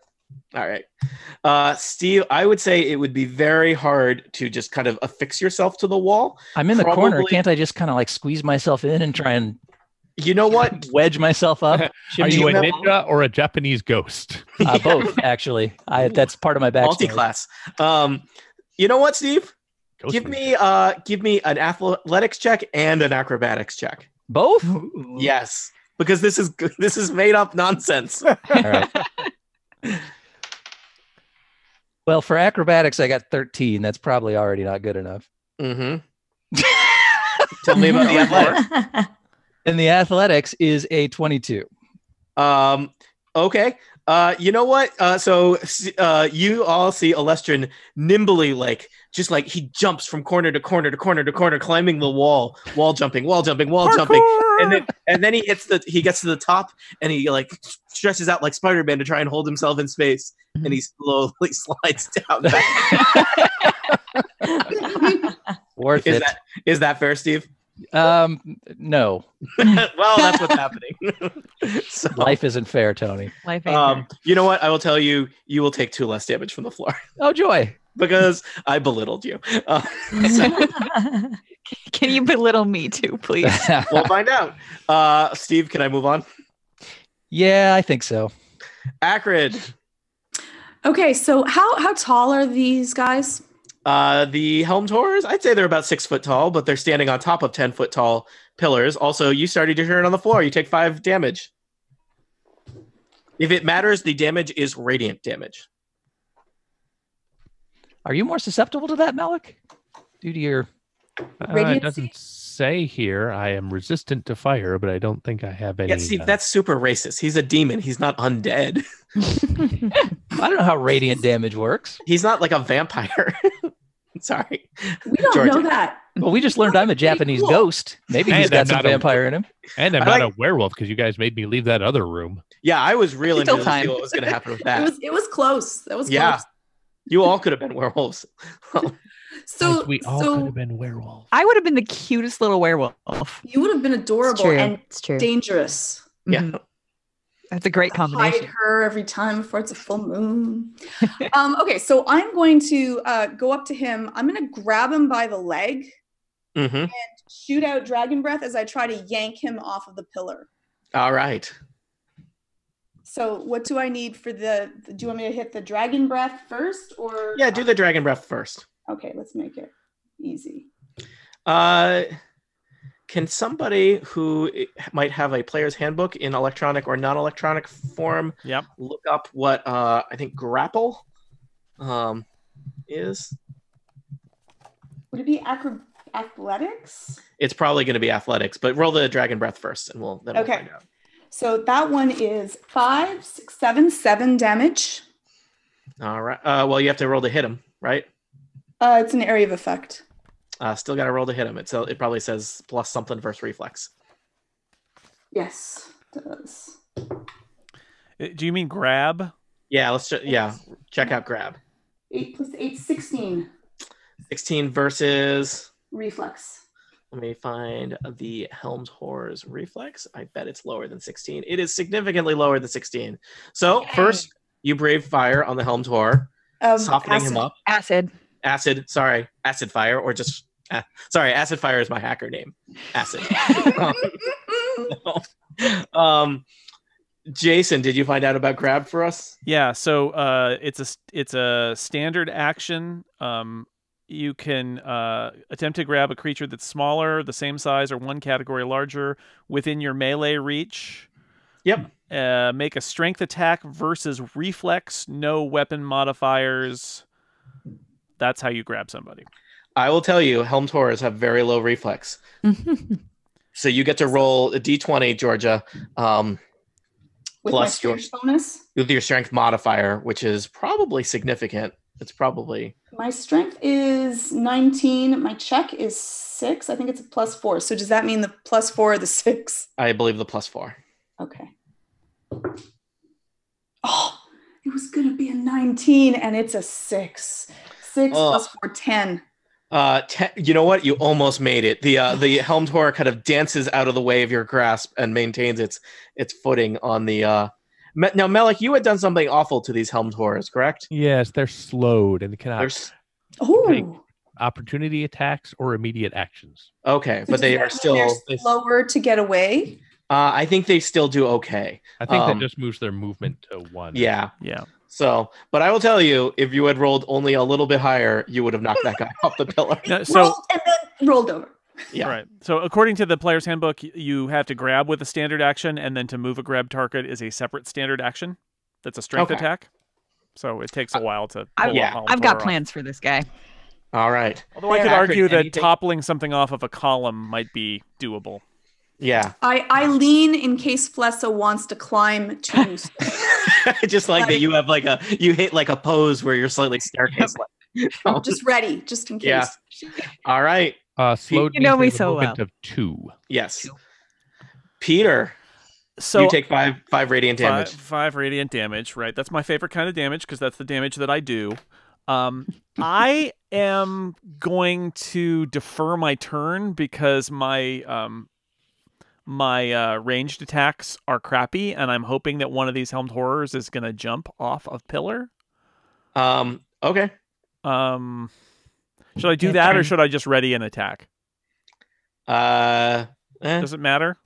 Readying an attack might be delay. You could always decide to do something later. Readying an action, if the trigger doesn't happen, and you just lose a turn. Okay, I'm gonna delay then until after the helmed horrors do something. I want to go at the end. I'm moving you down the order. Thanks. So, Rizwin, you are next. Rizwin, you are not on the floor. You are on a very crowded pillar top with a helmed horror. You know that because Melek has cast a spell on that helmed horror, it can't take opportunity attacks. So if you ran away from it, it couldn't do anything bad to you. But yeah, I don't know what you want to do up here on this pillar with a glowing armored construct that is forged from magic in the dark heart of Halaster Blackcloak himself, or... He did everything himself, like by hand, everything in Undermountain? He's not great at delegation. Yeah. He probably lived a long time. Also, he is known as the Mad Mage. I think, he was not like the grumpy project manager. He was the... I'd be mad too if nobody helped me build an entire Undermountain. This place is basically the house on the rock. Yeah. Oh my god, it just got so much creepier. Well, I'm very upset about the fact that this guy is on my pillar and is not... Also, technically, all of this is your fault.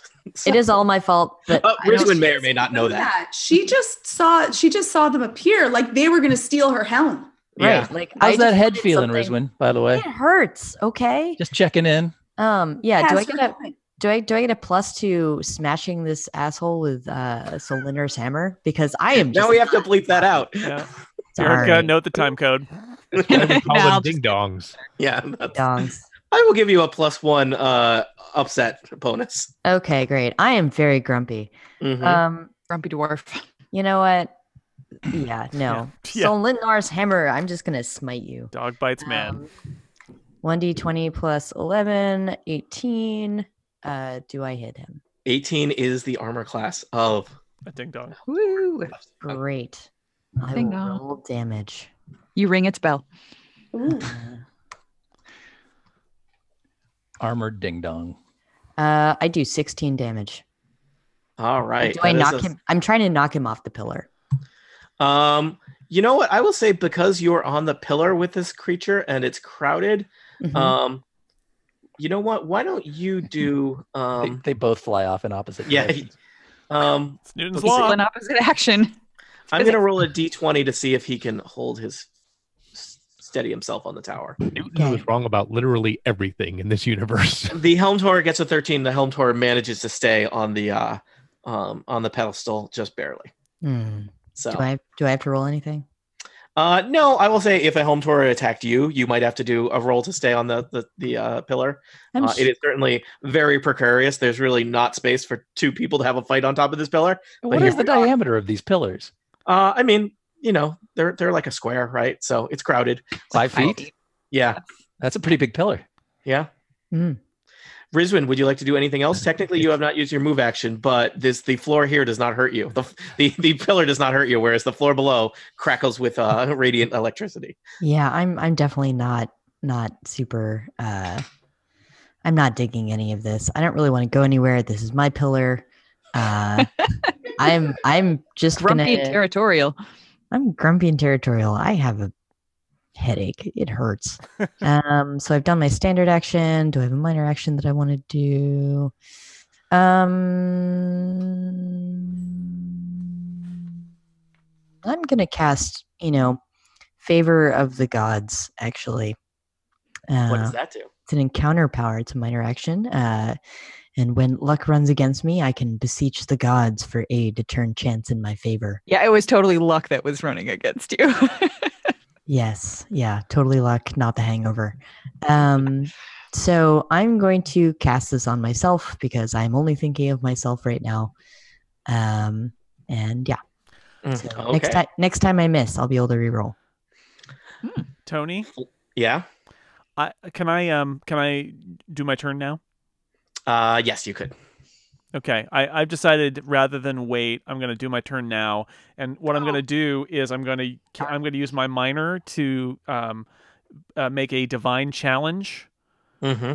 which is burst 5. So I'm going to challenge the guy on the pillar above Acrid Mm-hmm. that she tried to grab. They are going to take damage if they don't attack me with their turn. Okay. And I'm going to ready an action, which is to move and attack the nearest ding dong to me if they come on the floor. Okay. Flessa? All right. So as my move, I would like to climb Acrid. Mm-hmm. It's like a human pyramid almost, except again, no human. Pyramid. Yeah. So I'm basically standing right next to the ding dong, so I can now reach it. Yeah, I'm just gonna. We'll say the ding dong's in that space. How's that? Sure. Okay, perfect. All right. So then I'm going to use my minor action to do a low slash. And I believe you have combat advantage on the ding dongs. Oh God! Every time I say that, I'm like, why? I believe you have combat advantage because they haven't gone yet. I believe so. I think it's been a while since I've done this. Yeah. So all right. So I'm not rolling terribly well. So that is 18 versus reflex.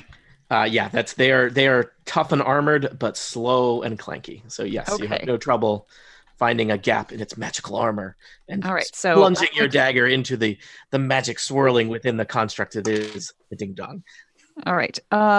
So I do 7 points of damage, and also I slide the target 1 square. Hey. Also, I believe you get to do sneak attack damage, right? She's the king of the mountain. Right. God, what is my sneak attack in this game? It's been so long. Guessing 2d8, but guessing. I think you might be right. Sneak attack. Second page of your character sheet. 2d6. It is 2d6. Oh, okay. 7 more points of damage. That ding dong is bloodied and is slid off the thing and lands. Yeah, I'm gonna with slide. a Yeah, crash. to the right. Yep, that's exactly. Take any damage from the fall? Hey, guess I'm what? gonna roll a d10. I'm not done yet. The ding dong lands on its neck because that ding dong just took 10 damage from the fall. Peter, you'll get to go in a second. Let me make sure we kind of zero out Flessa's turn before you go. Yeah, that was just my minor action. I have not actually taken a standard action. I'll wait. Yet. I'll wait. It's getting good. Peter waits till Flessa's turn is over before his move. Yeah. So that one's far enough away from me now that I can make a ranged attack without having to worry about it getting me, correct? The one on the ground? Yeah. It's not going to take an... Oh, actually, it can't take opportunity attacks anyway. Thanks. Because of Malik, yeah. All right. So then I'm actually going to... now that there's one on the ground for Peter, I'm going to sly flourish at the one that Alestrin has marked over on the side. Okay. And... spread it around. Yep. Let's see. That is 28 versus AC. Yes. Oh, did I forget to mention that this ding dong is secretly a dragon and has AC 30? My God. All right. So that is 12 points of damage. I only get sneak attack damage once per turn. Correct. Okay. Until you have things that say you can get it more, but you don't have those yet. All right. Huge turn for your rogue. Much damage has been dished out. I turn a little pirouette on the top of the pillar. Yes.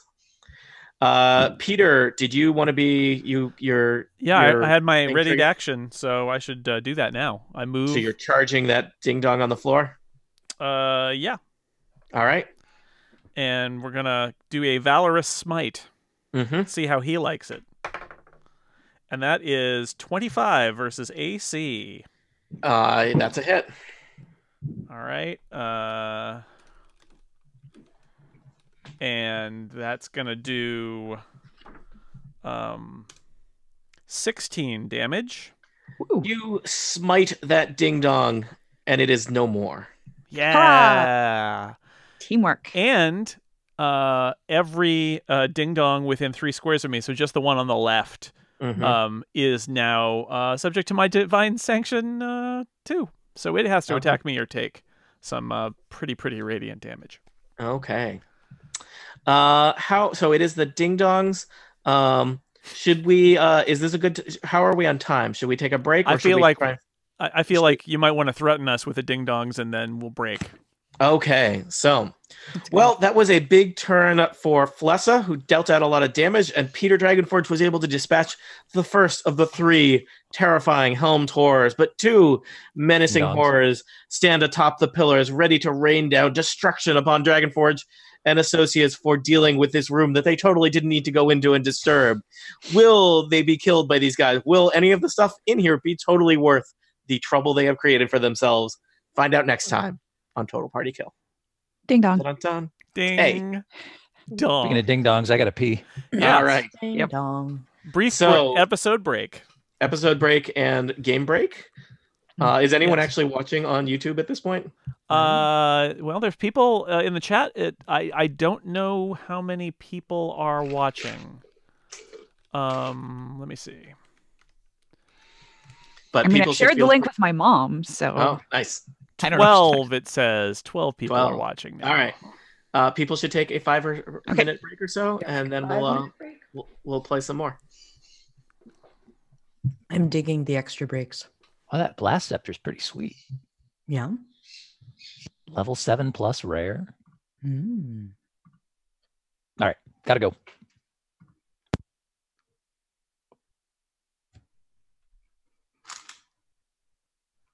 That is a nice scepter.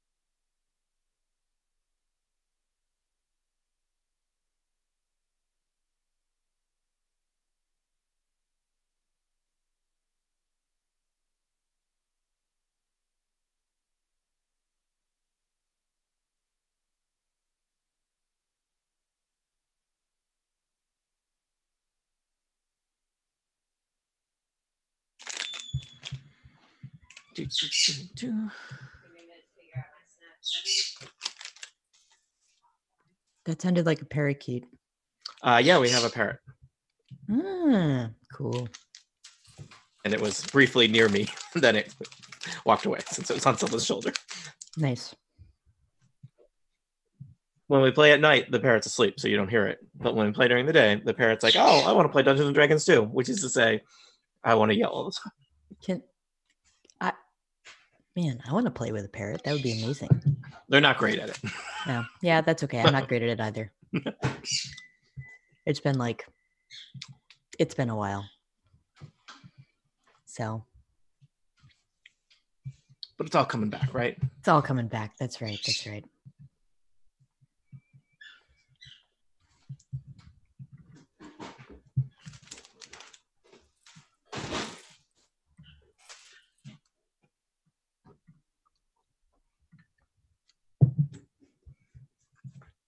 Are we still broadcasting right now? I think so. Mm. I was going to ask you Hello. questions about your job and stuff, but I'm like, that we don't need to share that conversation with 12 other people. Fair. Hi, 12 other people. You can know about my job and stuff. I don't currently have one. It's great.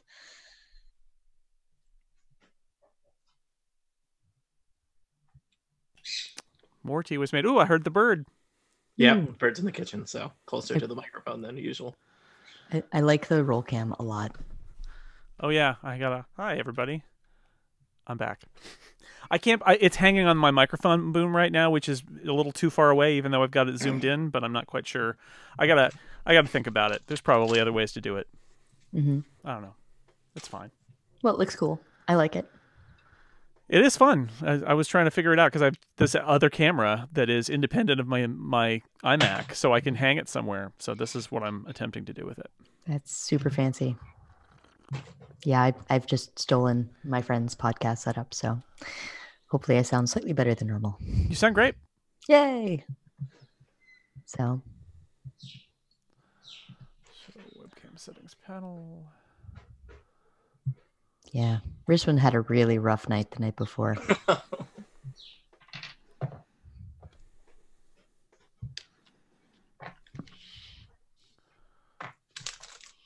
I like the contrast on your dice too. It's good. The blue against the white paper. You can see a lot. Oh, now it's super dark. Wow. It's so vibrant. Trying to, yeah. I bought these bright orange with white base dye because they're easy to read from a distance, because I feel like 80% of my dice I can't really read them, like when they roll across the table from me. So. Yeah, fancy dice. I've noticed they've stopped worrying about like legibility at all. It turns out I don't have fancy eyes. Is the problem. I do. I got laser eyes. Wow. Yeah, it's great. Cool. I can recommend getting laser eyes. They're pretty great. Like LASIK is. Yeah. I have old eyes. Oh, I didn't. This is the first game where I've been able to use. Let me bring it up here on Dice Cam. Oh yeah, you have a miniature. It's my little Peter Dragonforge. That's a custom Peter Dragonforge. Not that That's he's amazing. It's a little hard to see. It's a little blurry. from that yeah, maybe the other. Your camera doesn't have a macro. I've actually locked the focus deep to not have it focus weirdly when I roll. Nice. But there, yeah, it's Peter Dragonforge. He's got his sword. He's got his shield. You just gotta learn to paint. He's got, Hey. and most importantly, he's got a backpack. Are you gonna- Excellent. Steven Yes. is one of the 12 people watching us. He's got it up on one of the TVs in the living room, and because of the delay, he saw me still on the screen as I was walking into the living room, and it freaked him out. That's creepy. Yeah. There's a Twilight Zone episode in there somewhere. Yeah. I was trying to spy on you. Should we rock and roll? Do we have everyone reassembled? Yeah, let's do it. Yeah. All right. At 40. So just so you know, 40. All right. Okay. So we'll go till 2:40ish, depending on if we stop for more questions or Right. stop for it. Slash, if it could be shorter than an hour if there's a Sure. Yeah, there's good no breaking point.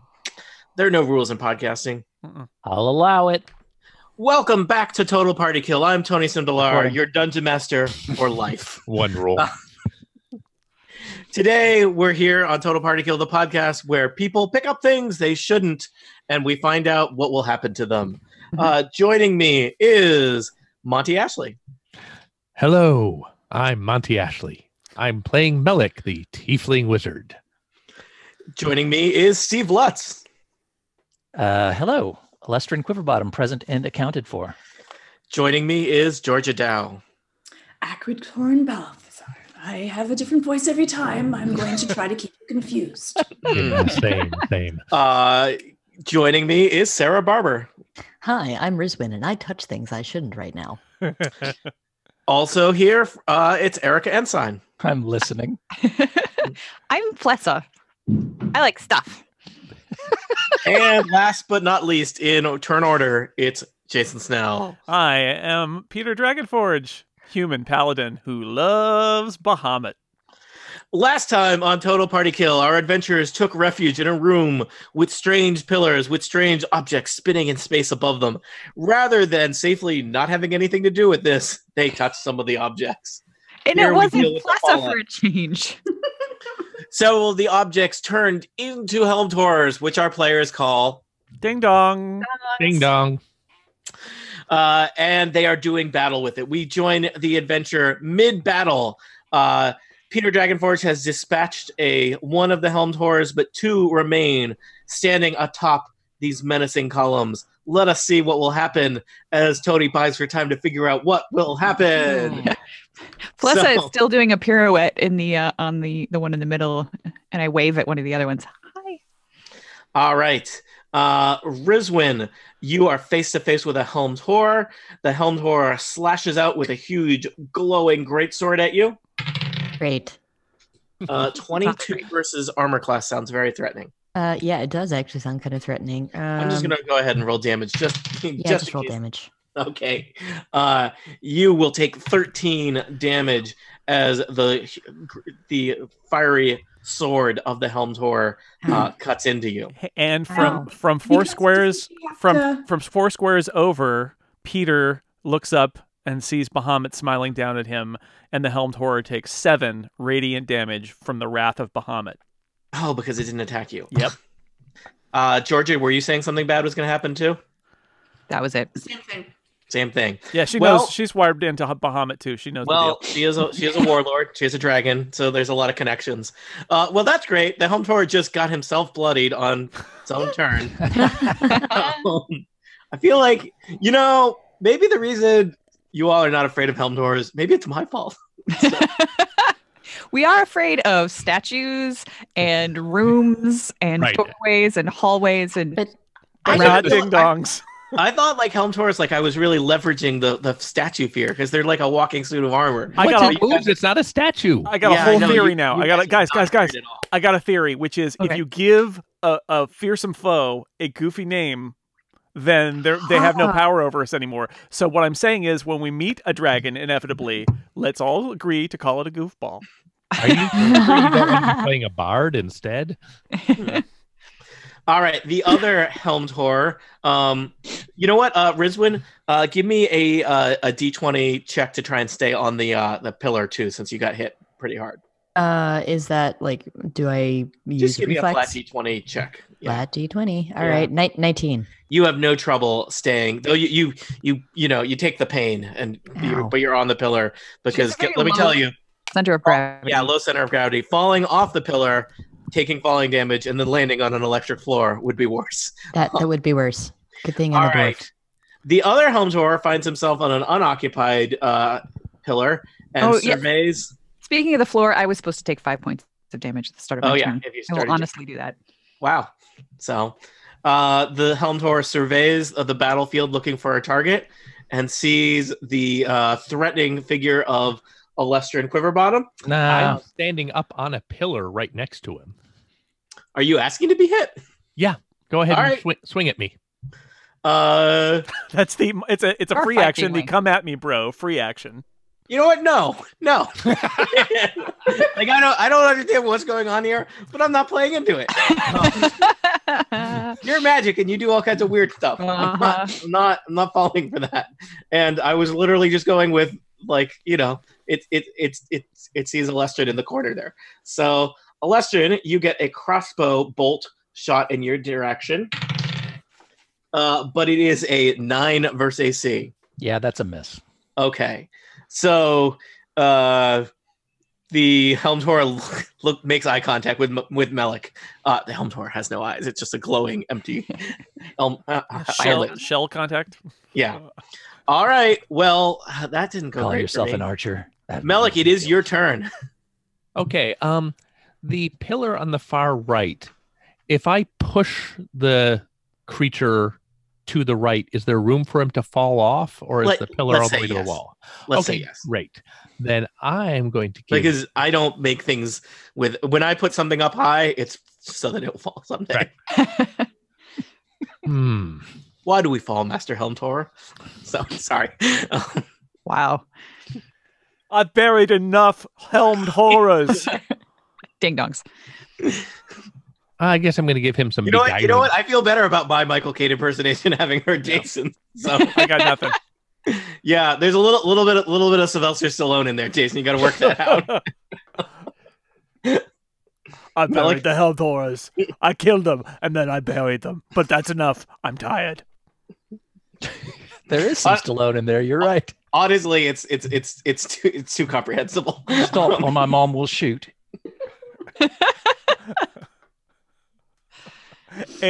Adrian, Master Bruce. Adrian. I would like to cast Beguiling Strands. Thank you, please. Right. Thank you. All right. Please clap. That'll be Intelligence versus will. How's his will? Not as bad as his reflex, but not great. Certainly no armor class. Okay, and I get +1 to bloodied foes, and he looks like he is bloodied. Correct. So 15 versus will. That'll do it. What happens to him? 5 psychic damage, and I push him up to 3 squares. Let me just check. Is this a charm or disease? Is this a charm? Arcane, charm, enchantment, implement, psychic. He is immune to charm. Oh, bother. I'm going to say that perhaps you knew that from your previous excursions if you want to do something different. Great. I will magic missile him. Okay. I will hold my orb aloft and pew pew. Pew pew the ding dong. Take 7, dum dum. Orb damage. You Pew the dum dum ding dong. You destroy the ding dong. Yeah, I do. Hurrah! Nice. And with my minor action, I will use my mage hand to tuck this blasting scepter away in my bag safely. And you saw that I gave you the stat block and even a picture of what the blessing scepter was. Yes, you did. Thank you very much. All right. Well, you have defeated 2 of the 3 ding dongs. That I think that is going to open things up to, I don't think that one ding dong is going to murder all of you, but it may make some lasting wounds. Alestrian, you start your turn on the floor. You take, what did I say last week? I said you take 2 less damage. You take 3 damage because you're scrambling. Your dignity takes 3 damage. Hot foot. No. Hot floor. Jimmy Durante is here. Touch myself. All right. Well, there's a recently vacated pillar over there, so I'm going to run over and scramble up and get on top of it. Give me an athletics check. Hey, did everybody have to do an athletics check? Yes. Indeed, they did. Yep. But I think we both succeeded with 12s. Yeah. I got a 17, so You're probably good then. unless that's the one Did I greased forget pillar, I think we're that's the okay. greased pillar. So, all right, Alestrian, you are safely atop the pillar. You see one last ding dong on the far side of the room. Not your quarry yet. Every time quarry. Tony says ding dong, he loses a hit point. I love it. Yeah. It's not Please great. note, I was already saying I will make him my quarry before Tony No one reminded me to make believes him that, my Steve. quarry. Yeah, no one believes that. It's on the tape. Let's go to the tape. All right, and I will shoot 2 arrows with my twin strike at that dude. Mm-hmm. First one is a 25 versus AC, That'll hit. and that will do 9 points, Mrs. Bueller. All right. That helmed horror does not look in good shape. Good.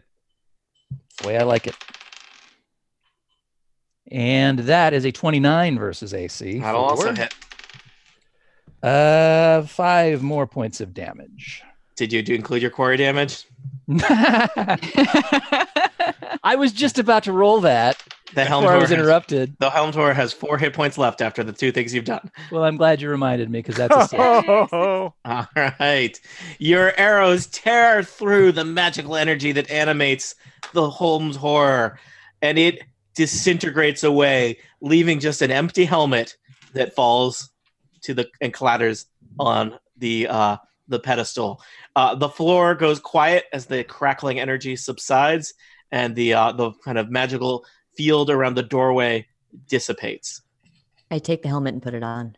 I spent the break figuring out what that helmet was going to be. Congratulations, Rizwin. You have picked up a Helm of the Stubborn Mind. Oh, great. Stubborn mind. Yeah. Are the crossbow and the other thing intact as well? The crossbow and the other thing are not intact, perhaps because they were not what was touched to activate the trap. Rizwin, I will tell you, I'll send you the stat block of this, but in case it comes up soon, the Helm of the Stubborn Mind gives you a +1 item bonus to will defenses against charms attack. So Does it cure hangovers? No. Oh, It has a that's very +1 placebo effect. Yes. The cooling I feel effect. better. Mhm. You are already. looking for the Helm of the Prairie Oyster. This is the Helm of the Stubborn Mind. I could probably whip up some outside. sort of a hangover cure, surely If you, in my pack. hey, you want to go next door? You can get a little bit of the dog that bit you. It probably blocks outside noise a little bit, so that'll help somewhat. So Yeah. let's get out of here. Well, as long as we're in here on these pillars, should we take a quick short rest and recharge our encounter powers? I just sit down on the top of the pillar. I like the idea of just chilling on top of 10-foot tall pillars. Yep. Well, Is don't the Alex encounter staff powers somewhere? recharge? Because You need to take a short rest. okay, I see. I'm spending so- a healing surge. Okay. Yeah. Likewise. Yeah. Anyone that my inspiring presence when everyone. Oh, you didn't use an action point to do it though. Nope. Nothing. I will tell you. So you take a short rest. Some of you spend healing surges. Georgia, did you have a question for Melik? Is your staff still there? Yep, you have the scepter. Oh, I've tucked that away in my bag. Okay. It's very powerful. I don't want to test it out right now in the heat of action. My trusty orb is good enough for now, but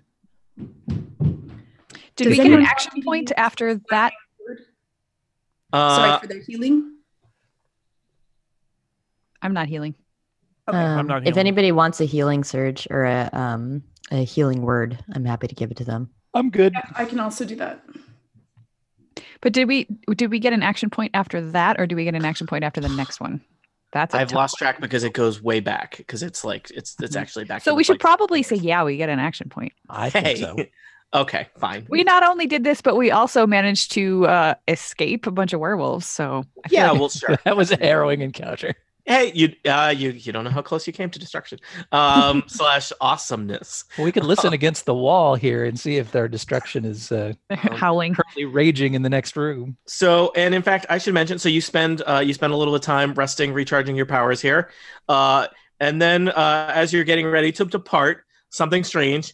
You hear kind of a weird crackle, and there is a helmet, a crossbow, and a longsword floating in place atop the pedestals. There is not the pedestal where Melik got his wand is empty. Hey, we could get a crossbow and something else. yeah, do we still have Anybody the want a sword? helmet that Rizwin grabbed? It's mine. But Yes. do you still have it? Yes. Oh wait. And- good point. Oh, we could all have a helmet. Like this just generates magic items for free? Killing Well, 3 For a helmet price of 3 ding dongs. That's not that much. Hmm. That's a bargain. That's not a lot of ding dongs. I think Peter we've opens just the found our door. fortune. No, he does. He's already leaving. He's done. All Yeah. right. I get off the pillar. I Yeah. wait till everyone else leaves. Yeah, me too. Wait. You wait till everyone else leaves, or you I leave? leave last. Just Oh, okay. I thought usually I'm used to I wait till everyone else leaves and then I do something horrible. no.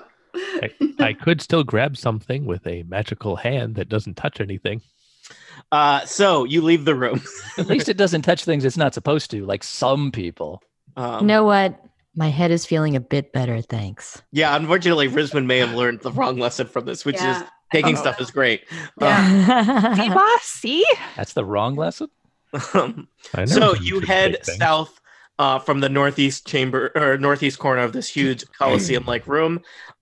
Peter, you do not have to walk too far before the light from Flessa's torch reveals a door set on the eastern wall.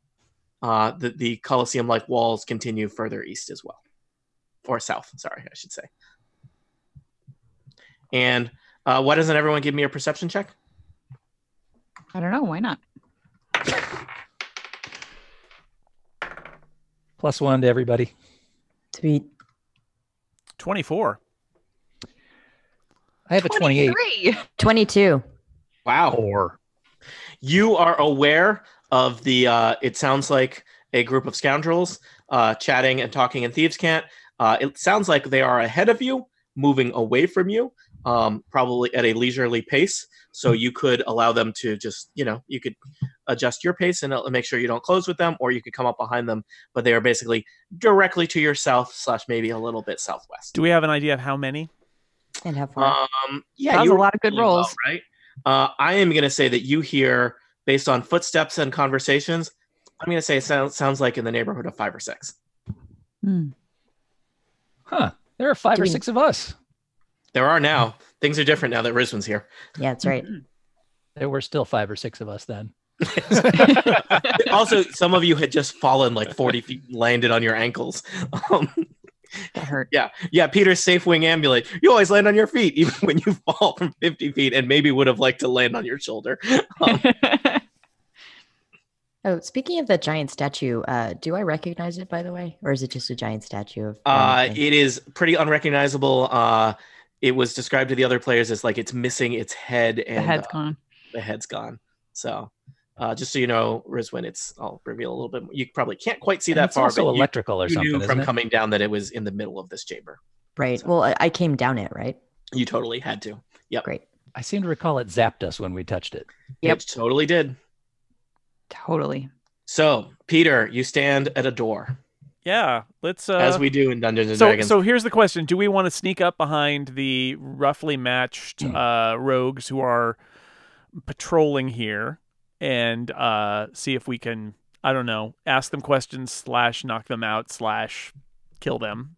Maybe we should yell out, "Have you guys found anything yet?" So they think we're part of their group of rogues until they. Well, do it in a rhyming way.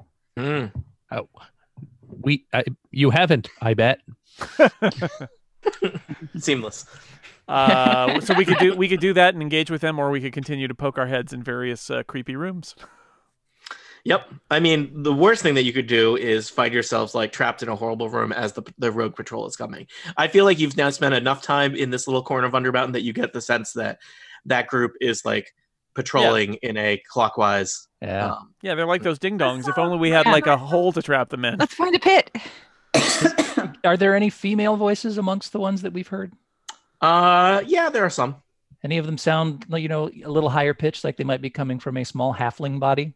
I don't think you have that. I really think she'd be doing patrol if she was the boss. So, what do you think? Do we engage with those guys, or do we just continue spelunking here? It might be nice to find an escape route if we have to bolt from these dudes. Yeah, someplace to hunker down. I have my helmet. I can do whatever. All right. Somebody want to listen at this door then? Sure. I have a really great perception of sound. That's a 32. Okay. So, Alestrin, you move your little elven ears up to this wooden door. I hear Now, the motes of dust moving through the room. Alestrin, are you putting your ear on the door? I generally think I like to have at least like a mole's worth of molecules of air between my ear and the door. Mm-hmm. I get real close, but I prefer not to touch. My new dungeon mastering thing is getting really weird about how particular people are doing stuff. So, Alestrin, you put your ears close, but not physically on the door, which is good because that door could have been made out of glue for all you know. That'd be I'm actually suspicious of wood. It's a thing. Yeah. Alestrin, the first thing you hear with your 32 on perception check is that this door is made out of wood. You can hear the termites slowly Sounds eating like away at it. But more slightly louder than the termites, you can hear on the other side of that door, you hear, and I think probably everyone else hears, but perhaps not as clearly, not as crystal clearly as you do, the sound of someone screaming, and then followed by several other voices kind of laughing gruffly. Oh, I don't like that. That sounds terrible. Is it a high-pitched scream? I make a series of hand motions to everybody Yes. that they do not understand in any way, shape, or form. I go, thumbs up. Yeah, I'll let Peter know. Yeah. I'm waving everybody because there's somebody in trouble and we have to save them. I'll kick that door in. And then I kick that door open Yep. All right. because I am a paladin, people. It has to be done. I get an arrow ready. Okay. Fair. Do-do-do. Get my hammer ready. I'm sure none of All the right. thieves behind us heard that sound of the door shattering. I don't know. It's a big chamber and it's echoey. And they're And talking. I'm even going to say that, that probably the people in this chamber are somewhat surprised. You know what? I think I need one more token to make it clear what's going on in here. Steve, do we get +2 to initiative from you again? That is from Georgia, I think. That's from Georgia. Well, right. thanks for nothing, Steve. Well, I give you perception. Yeah, there you go. I got a 4 on my perception roll. You didn't help at all. No, you got it. You would have had a 3. How'd you feel about that? Huh? Did you add +1? Yeah. I'm So, still not sure why we're going through this door. Peter Dragonforge, you kick in the door and look in front of you. The first thing that catches your notice is that just a couple of steps inside the door, wriggling on the ground, is what appears to be several human fingers. Fingies. Not far beyond them, there's a strange kind of just like area of darkness that glows and pulses and hums loudly. Several figures are crowded around the area of darkness. Several, they look roguelike, except for a filthy young half-elf girl who is clutching her hand that seems to no longer have fingers. They turn toward you, and a bald human with a thick beard is holding an axe, and he kind of looks at you and smiles menacingly. The half-elf girl by the area of darkness screams, and you also see two scoundrel-looking characters on the southern side of the room as well. Frickin' scoundrels. Yeah, scoundrels. So which one is the half-elf girl? Is she?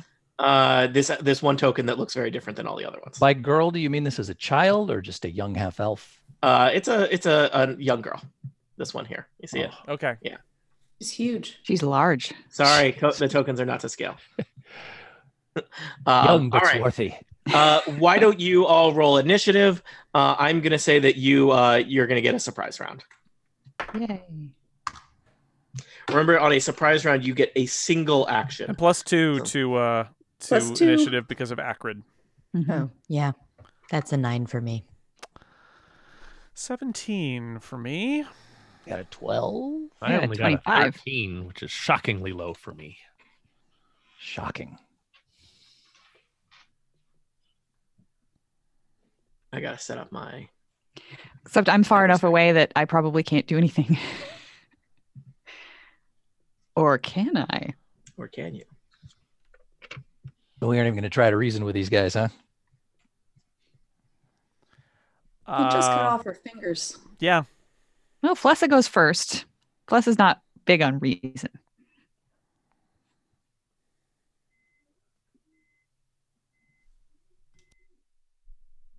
I'm just curious as to how a dark area glows. With darkness. Magical. It sucks in the light.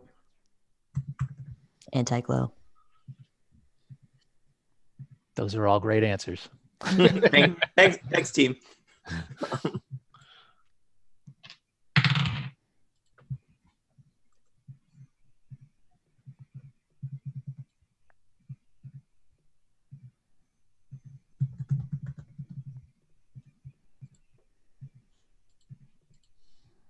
Are we saying that like the spots that we're in? Sorry, what was that? We're just saying, are the spots that we're in right now like where we were when? If you wanted to decide you were in a little bit different place, you could. I just mean like it seems like Melek and Rizwin are really far away. Less far away now. No, I waited. I motioned everybody Okay. to come up, and then I kicked down the door. I didn't Oh, ask. Lestern also made some ridiculous hand gestures, which I'm sure would have at least drawn us closer to be like, WTF, dude.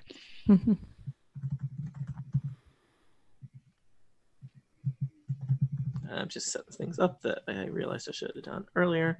Roll initiative for this bandit. So I've give the two types of groups in here. There's bandits and scouts, is how I'm grouping them. Does everyone have their initiative typed in? Mm-hmm. Yep. So I'm going to put this No. in this. Oh, there No? I am. Yes. Okay. So you get a surprise round where you get a single action. So that's a move or an attack or charge, I guess would probably count. And then we'll go to the real turn, though it looks like probably Blessa, Acrid, and Peter are going to get to therefore go twice before the bandits get to go. So the bandits are the three scoundrels that were crowded around the half-elf girl, and then there are two scouts at the southern side of the room. Do you see that? Mm-hmm. Oh, I see one scout. Now there's two. I copied and pasted it. All right. So, Flessa, what do you want to do first? I think I'm just going to sly flourish directly into the room at right. Bandit 3 there, since that's the one All I can right. see. Go ahead and roll that. I rolled a 20 on the die. Yeah, So, anything in the 20s will hit. Oh, yeah, well, well, a 20, that's a crit. yeah, yes. Yes, So that'll hit. and because let's see what happens. On a critical hit, I can shift 1 square, but so I guess I'll just shift forward. Mhm. I'm a little closer now. So is it in fourth edition? The crit is max damage. Yes. Okay, so And that you get is to max your sneak attack damage. awesome. Oh, Okay, so dear. that is 12 Bad day to be plus bandit 12. 3. Okay, so 24 points of You'll damage. never be Bandit 2 now, pal. All right. Bandit 3 is technically alive, but in very bad. So, Okay. so Bandit 3 has not even noticed what's going on. Bandit 3 is still cackling to himself about this this young girl's horrible fate, and like a dagger catches him in the side of the neck. What? All right, Acrid. Okay, so I'm gonna move over, and can I hit with So my it's a surprise, but on the sneak attack round, you can only do one thing. So you could move, and then you'll be set up to do something on the next turn. So you could either move, or if you want to attack them right now on this sneak attack turn, it would have to be a ranged attack because you can't move and attack. Are we aware of that second door to the south? It's up to you. I might recommend that somebody maybe block off that exit so nobody, Yeah. no scouts run out and Oh, alert their Lestrin's- pals. I was gonna Lestrin's go down probably there. aware because you have dark vision. I don't think I could necessarily Yeah. see it. It would be impossible for me to acid breath from here. I think so. I think they're far enough away. Also, your friends are in the way. So Fair. So then what I'm going to do is I am going to Commander's Strike and allow Flessa to go again. oh, wow. Yes. Oh my goodness. That's some good warlording. Awesome. All right. Who? So there's a bandit like holding his neck, and it's like where the wound from your your dagger is like blood is kind of spouting out of it. Do you Tell want to throw a Bandit Six dagger I at love his neck him. again?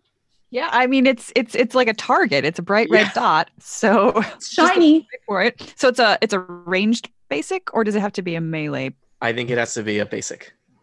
Just any kind of basic? I think Georgia, you have one for ranged and one for melee, or does it just say basic? Certainly, I know that you have the potential to do it. I believe. I do have it.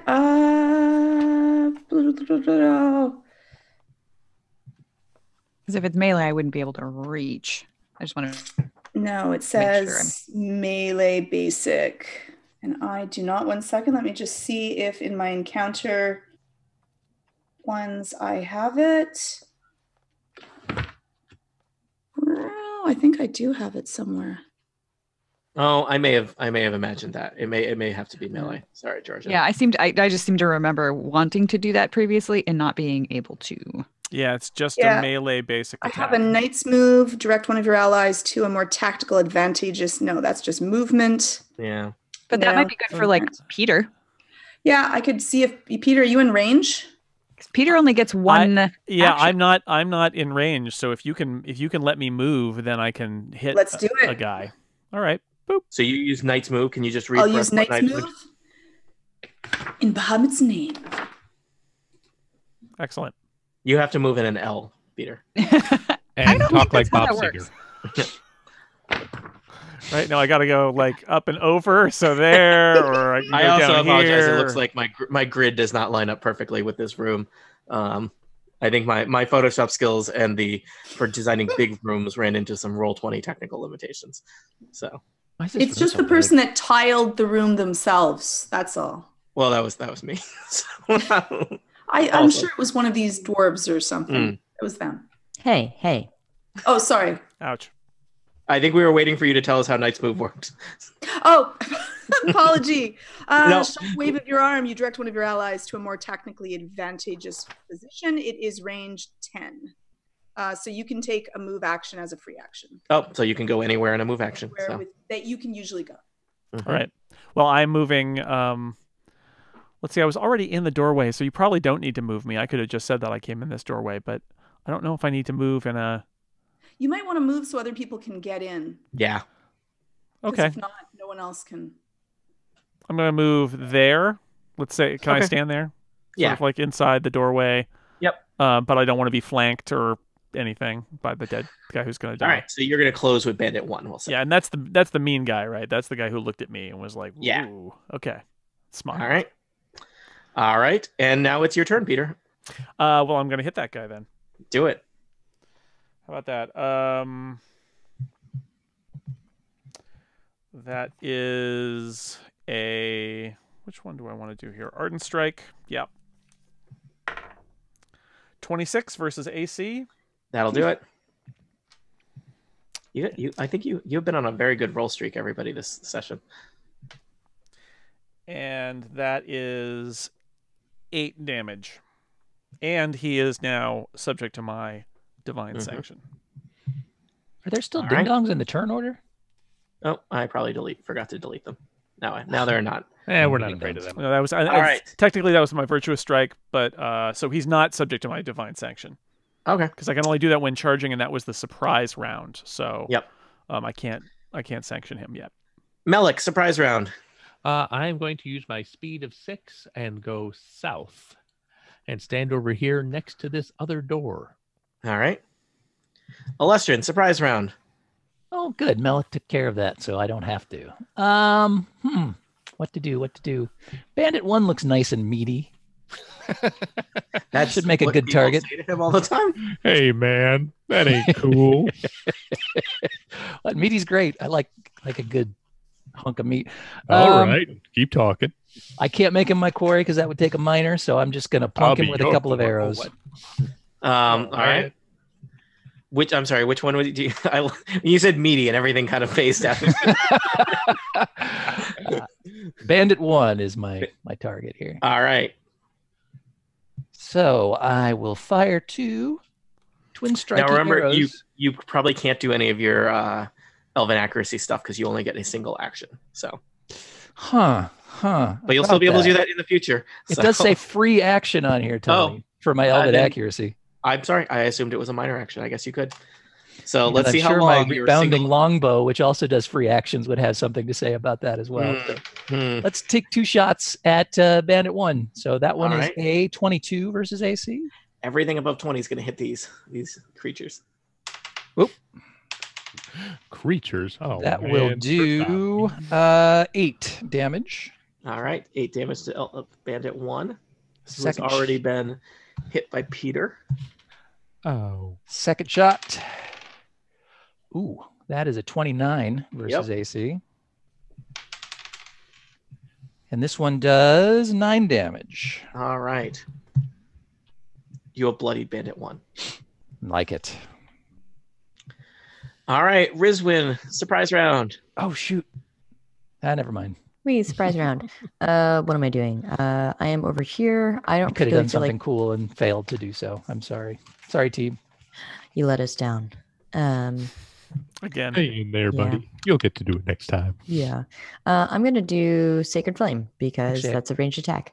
Okay. Is this on Bandit 3? This is on Bandit 3 because I think he's the only one I can actually kind of see. Bandit 3 is currently trying to staunch the bleeding on his neck. So 26 versus Be reflex. careful, you don't want to cauterize the wound. No longer has a neck. Yeah, so that'll hit. It's just a question of how much damage this Sacred Flame does. 1d6 plus 4, so 9. All right.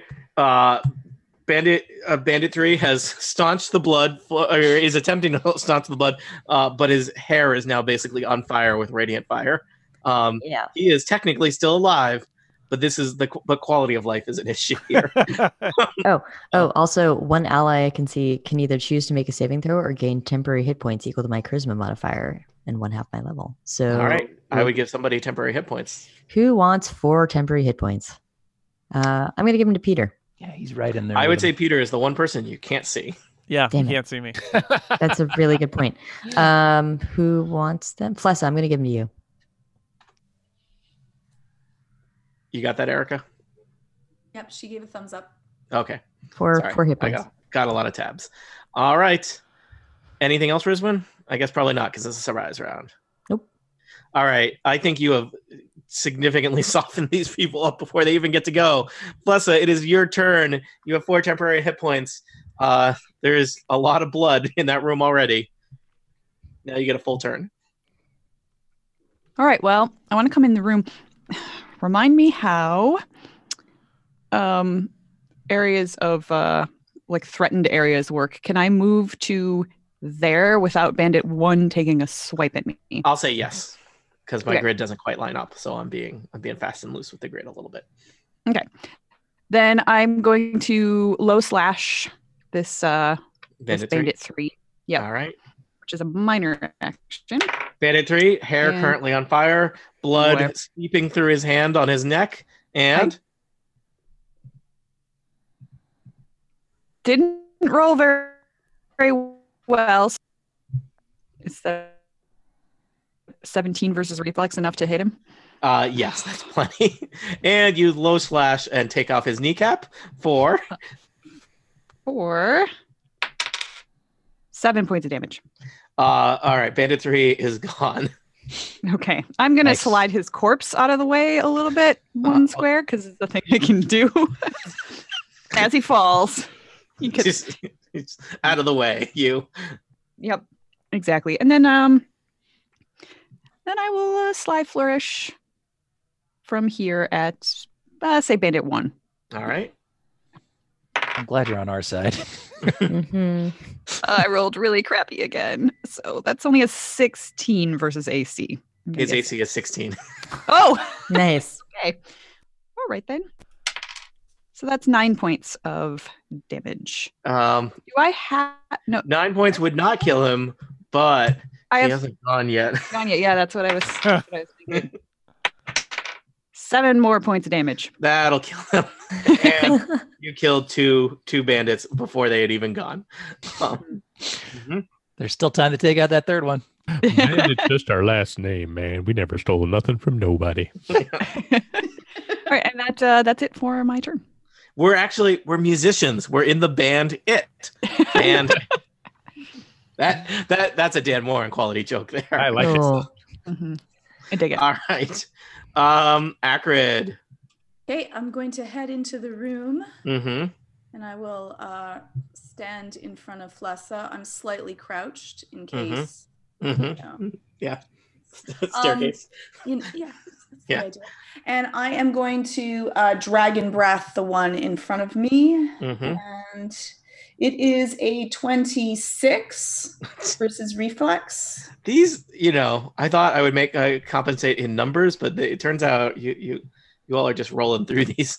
We these too are people. compensating in numbers. And Yeah. that's 7 points of damage. All right, 7 acid damage melts off this guy's very fancy leather. Oh, I'm sorry. He had like a really ornate mustache too. That's like all soggy. Oh no, not the mustache. Special ordered that from a whole different game. That's like Shadowrun leather. Yeah.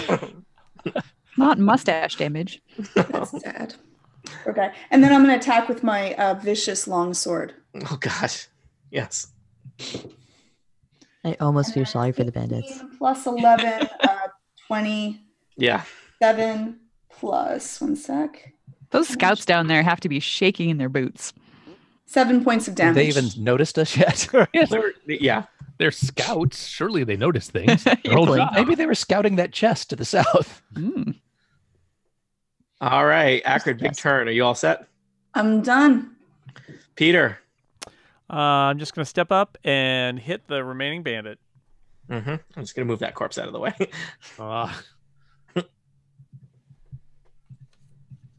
Good. I can call that a charge too. That's nice. Well, actually, okay.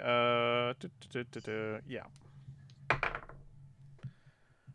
20 versus AC. Yep.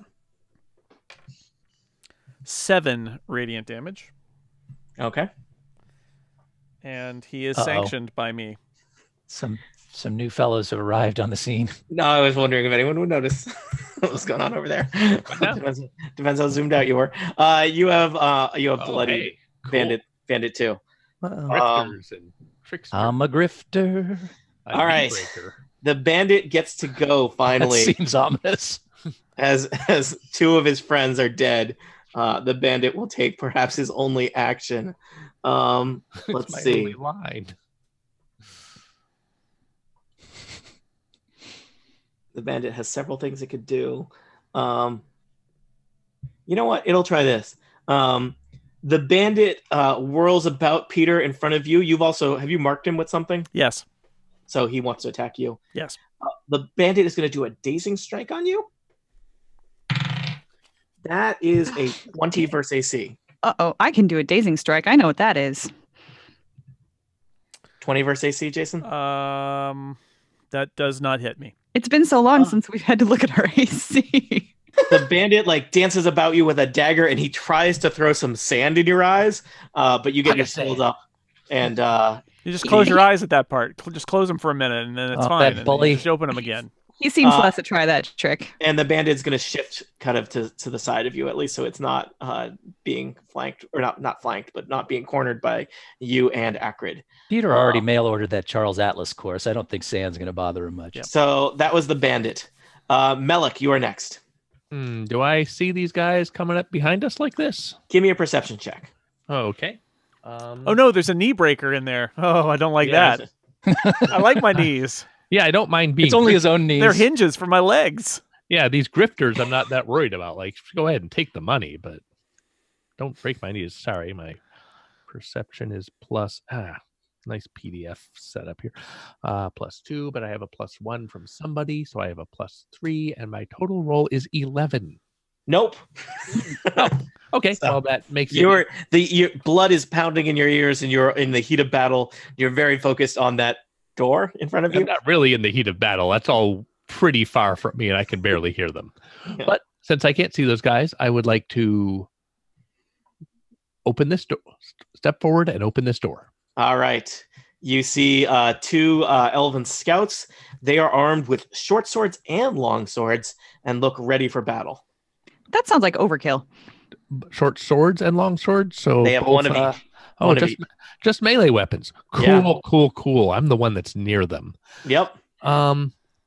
I think these guys would enjoy some grasping shadows, and I know I would. So I will hold my orb aloft and set this whole area. And For yourself, not for them, man. In a whole writhing darkness, reaching up to grab them, and Oh, now it'll match the writhing darkness on the other side of the room. So. yeah, it's +9 versus will. So here's the first guy. We'll call him the scout on the left because these guys don't get numbers like everyone else. That's weird. 19 versus will on that dude, and I'm the not gonna other check. guy gets a Yes. 15 versus will. I will check if the 15 is enough. 15. Yeah, it turns out signing up with a group to go into Undermountain for 1/12 of, or not even 1/12, 1/20th of a ruby. These people don't have great will.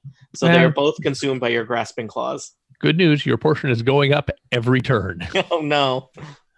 They both take 9 psychic damage and are slowed. Oh no. And also, shadows are, of course, writhing in the designated area until the end of my next turn. Anyone who enters that area will take psychic damage. And How big is that area?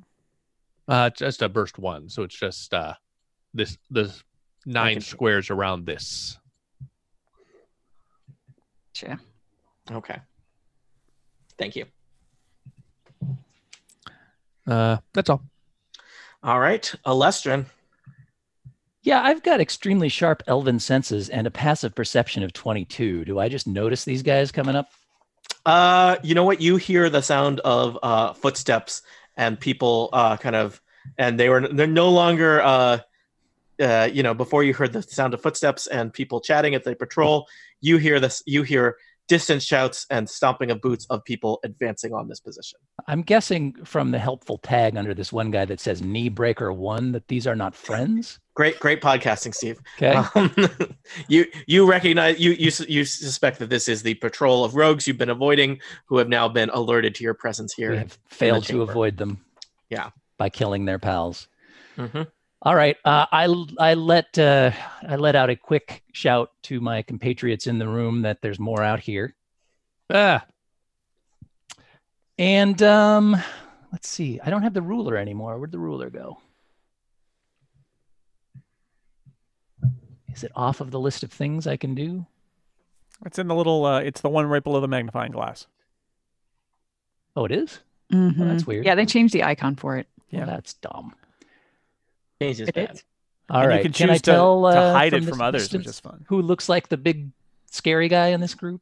They all look like of various disreputable lot. 40 feet. Okay. For the listeners at home, all of the players are spending time pointing arrows at things and they're testing the wind, Hey, seeing Tony? how far away these creatures are. Am I Yeah. allowed to take one step back? Yeah, sure. Okay, because I took a step forward to cast that. I didn't know if I was allowed to. Mhm. And now we're cha-chaing. Technically, no in 4th edition. Then I will not do that because it makes a huge difference. I didn't remember that he had taken a step forward. So, yeah. All right. I am going to take a couple of steps closer to these guys against my better judgment, just so I am as close. All right.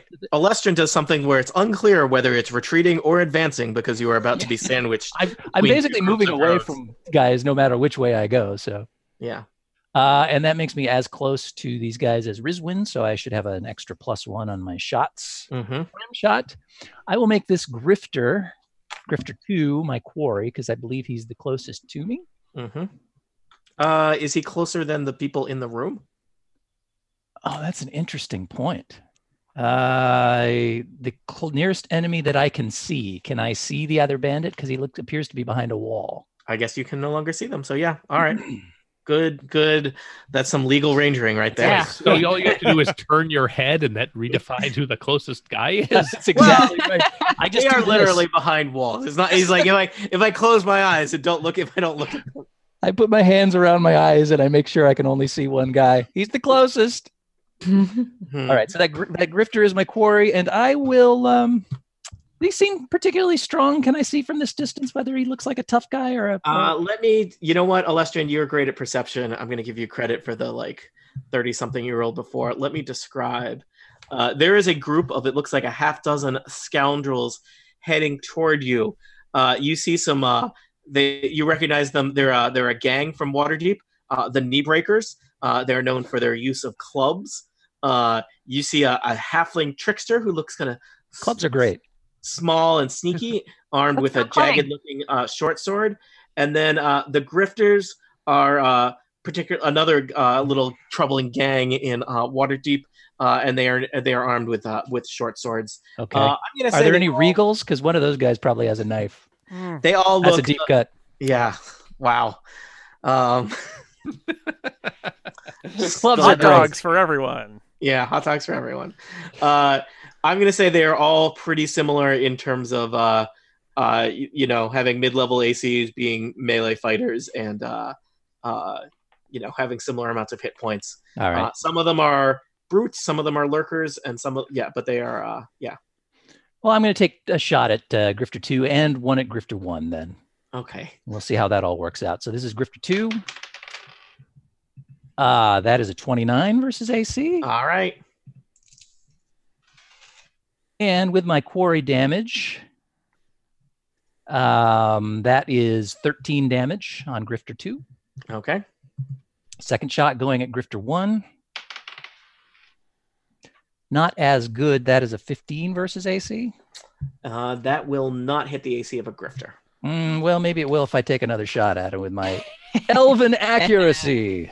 Mm-hmm. More like elven inaccuracy, right?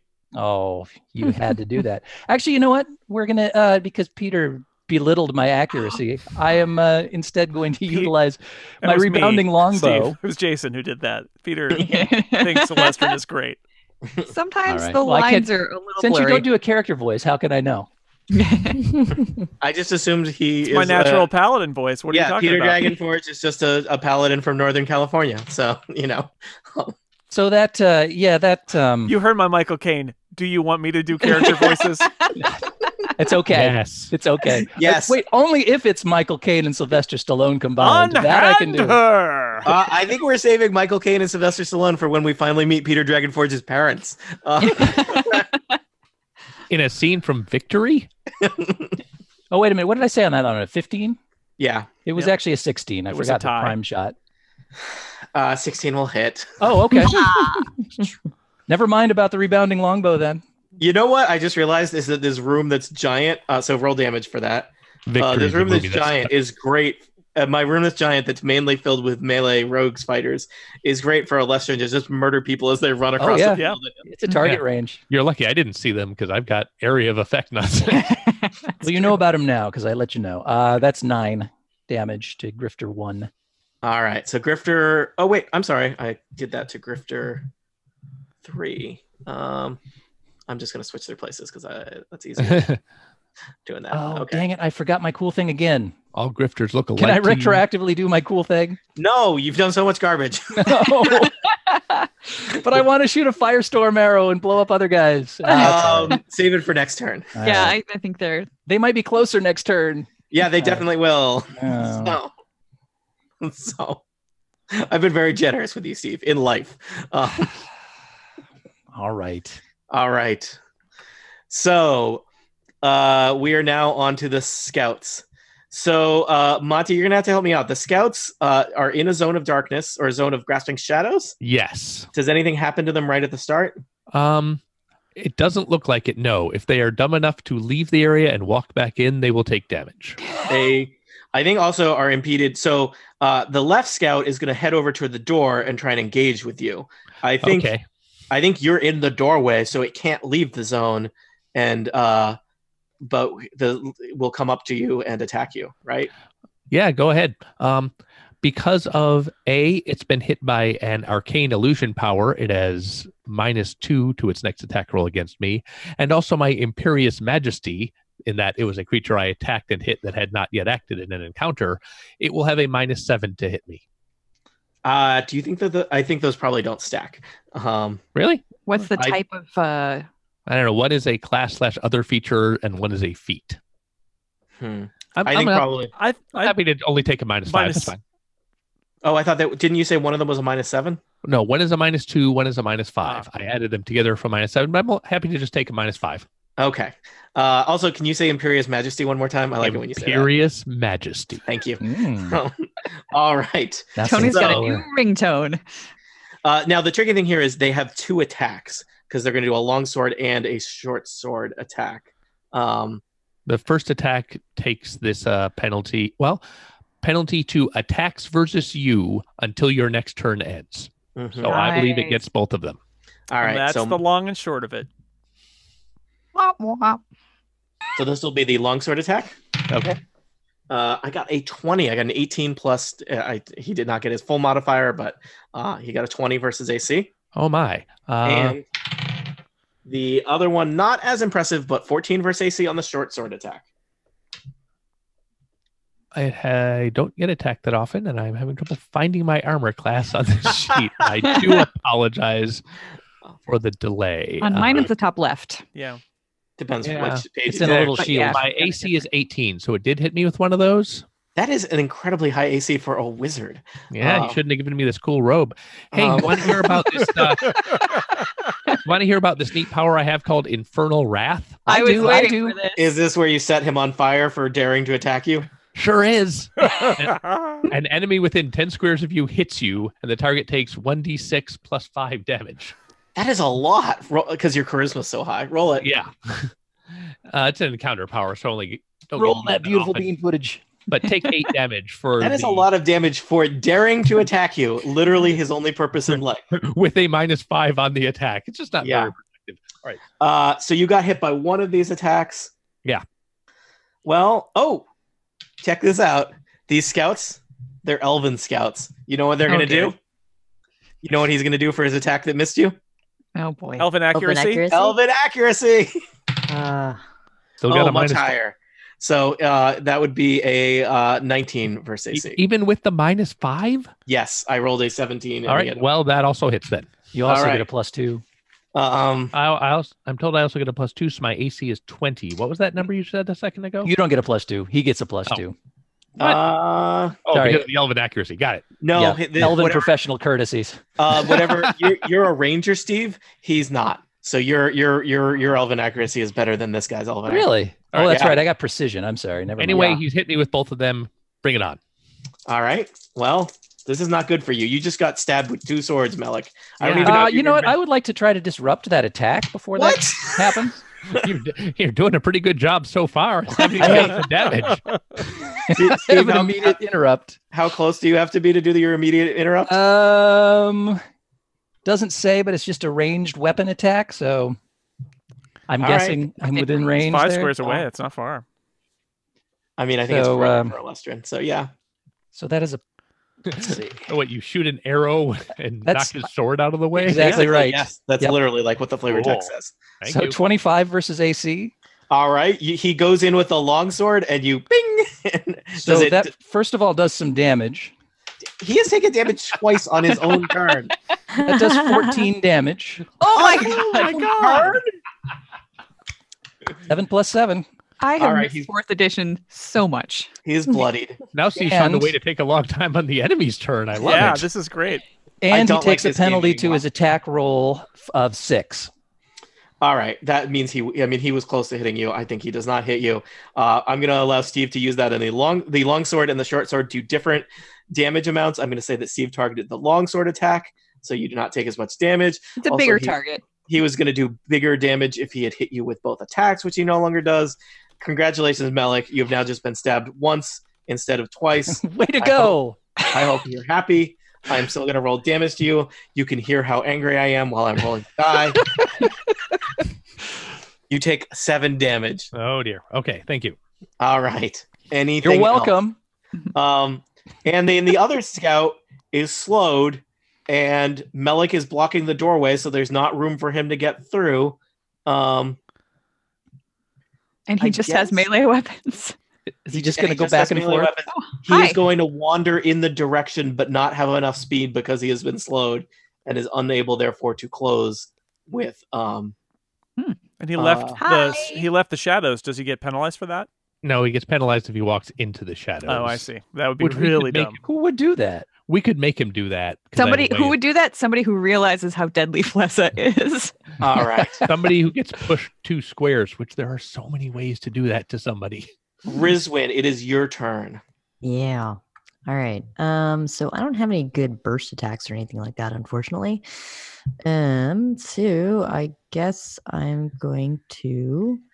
So pretty sure Peter's going to take care of Bandit too. I could probably go down and help Melik out. Melik, do you need healing? Does Melik? Not yet. No, I'm fine. Great. Thanks to Alestrin. Thank you, Lestrin. Okay. Glad to be of service. I guess I'm going to move down here so I can actually see the left scout. And then I'm going to Sacred Flame him. Because why not? Let's First see. the dark, then the light. That's right.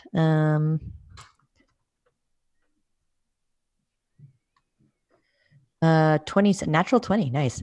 Does that That's do max max damage. damage? Sweet. So Yes. it deals 10, Wow. Then 10 He is damage to literally left in scout. a swirl of darkness, and you just set him on fire. Getting set on fire in the dark. It's like Boy Scouts all over again.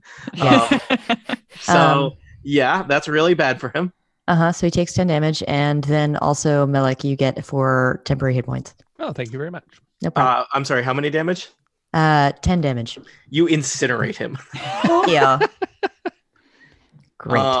All right. So So you have- standard move. I have a minor. Oh, that was a crit. yeah. yeah. Yep. That was a You crit. get anything extra for a crit?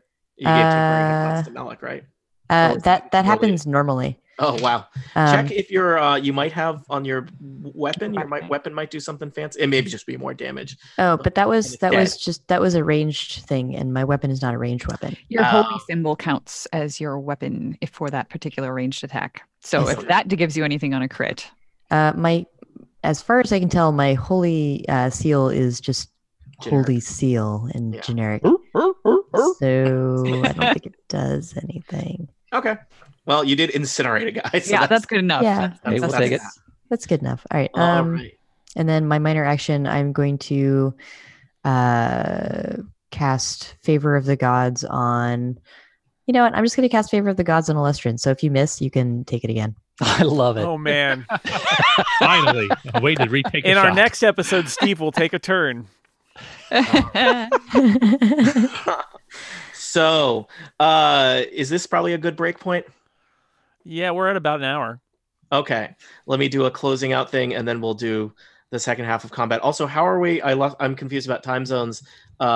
How are we with where people need to be by where they need to Can be? everybody get a snack and then play one more hour and then we'll be done? Georgia might not. I can't, right? but When do you have to stop, Georgia?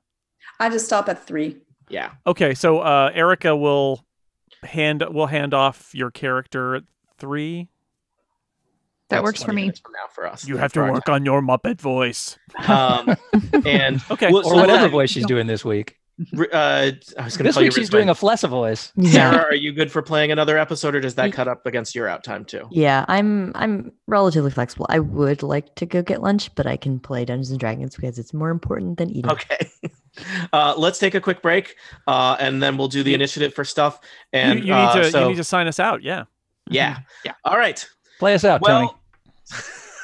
As soon as someone stops interrupting me, Recording. yeah. Thank you, Steve. I love you. Hello, Twitter feed. Well, you have done Dragonforge and Associates. You've done a good work on this first round of bandits and scoundrels. But thanks to the elven perception of a Lestern Quiverbottom, you are aware that a even larger gang of knee breakers, tricksters, and grifters is converging on you to turn you into a rogue sandwich. Will you survive? Will you find out what Enda is up to? Will you get out of this horrible place?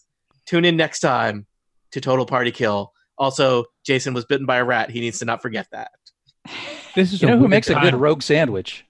I don't know if these Smurgle. grifters are going to do any good right now. I'm not in a real griftable mood. All right. All right, 5-minute break, and then we'll wrap one up more the session. episode. Yes. I'm gonna go eat some real quick. Yeah, let me just tell you, we are getting to the point I wanted to set up for a guest star, so there may be some railroading ahead of you. Okay. All right, Choo-choo. let's try to do this All just a minute or two if we could, so we can get a little more of Georgia. Okay. Georgia can do one more turn on her own. Well, if That'd be you nice. let me go get some food, I can come back faster. Excellent. Okay. Be right back.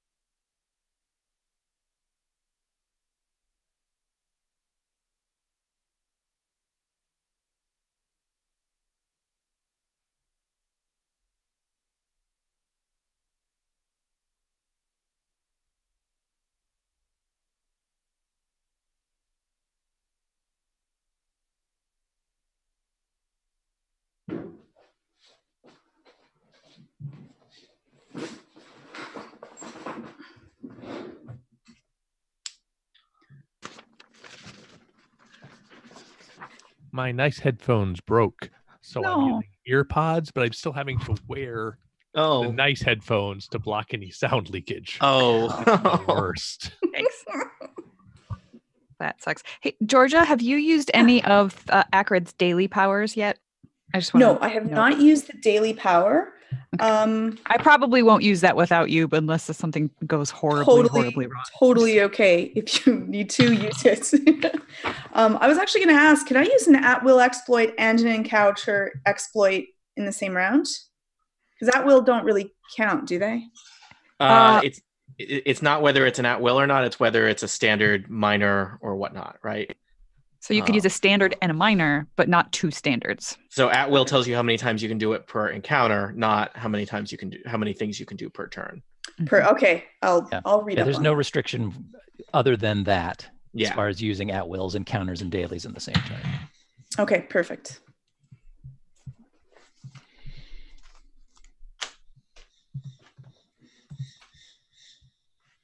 There's a parrot that is angry. I was just going to say, that sounds familiar. I miss my birds.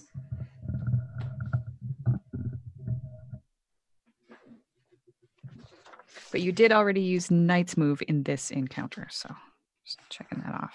All right. I'm Yes. adding. I've just rolled initiative for all the. And did you use your Dragon Breath already too? I used it this encounter, yes. Okay.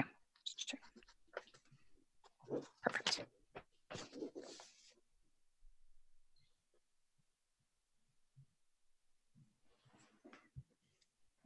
I now have like 5 different types of bad guys to manage. This is challenging, especially because they're all like just. You did this They to all have yourself, man. They I've have got no similar sympathy. names. They're all some kind of scoundrel, grifter, trickster, kneebreaker, scout, bandit. They should have more knee breakers in this situation. They sound useful. I put.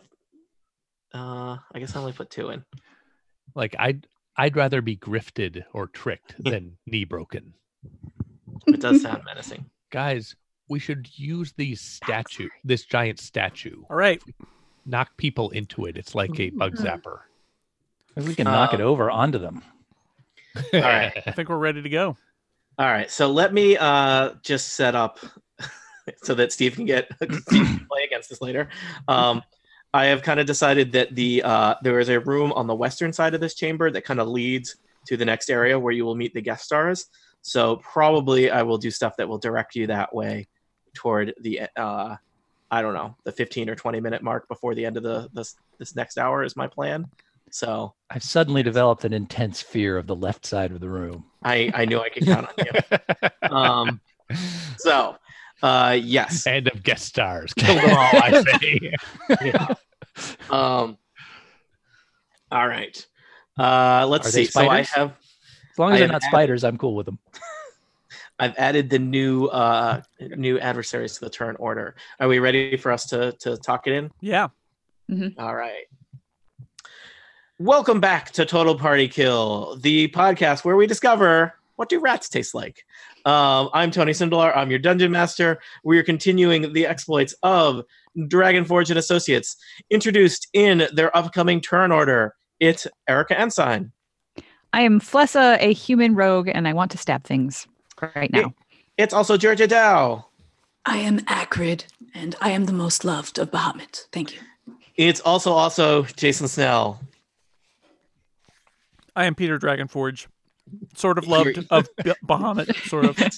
Maybe. Sounds like you're eating a sandwich. I'm eating from a Melix. sandwich. It's a street team.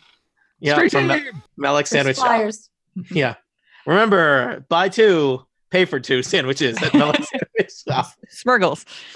Oh, I'm sorry. Melick sandwich shop Melick. is. Oh. Mm, Melick. Canon. I was thinking about who was next in the turn order to introduce. No, Said disapprovingly. we'll fix this in editing. Remember, at Smurgle Sandwich Shop, buy 2, pay for 2 sandwiches. Also, it's Monty Ashley. Hello, I am playing Melik, the Tiefling Wizard. Also, it's Steve Lutz. Hello, it is I, Alestrin Quiverbottom, an elf and a ranger. I shoot things. It's kind of my deal. And last but not least, it's Sarah Barber. Hey, I play Rizwin, a dwarven cleric, and I just set somebody on fire, and I think that helped my hangover. Last time on Dungeons and Dragons, Rizwin set somebody on fire, but also you find yourself in a skirmish with a variety of scoundrels employed by Enda the Rogue. Through choice or strategy or perhaps a mistake, you are now sandwiched between 2 squads of rogues. Thankfully, one squad is on its last legs, but the other squadron is closing in quickly. I have rolled initiative for my new group of rogues that are entering the fray. I've got a trickster, I've got some knee breakers, and I've got some grifters. And first up in the turn order is my trickster. Really? They go. Yep. It goes before I do. Actually, I guess it depends on your initiative modifier. The trickster's initiative modifier is 9. Okay. Okay. Wow, that's a pretty good mod. Um, Maybe no attacks against reflex against the trickster. Yeah. So the trickster is going to move 1, 2, 3, 4, 5, 6, and then charge Alestrin. Oh, sorry, that's a grifter. That doesn't seem right. 1, 2, 3, 4, 5, 6, and charges up to Alestrin. So, having charged, what does he sacrifice? He can only do basic attacks. He can't do his fancy attacks. Oh.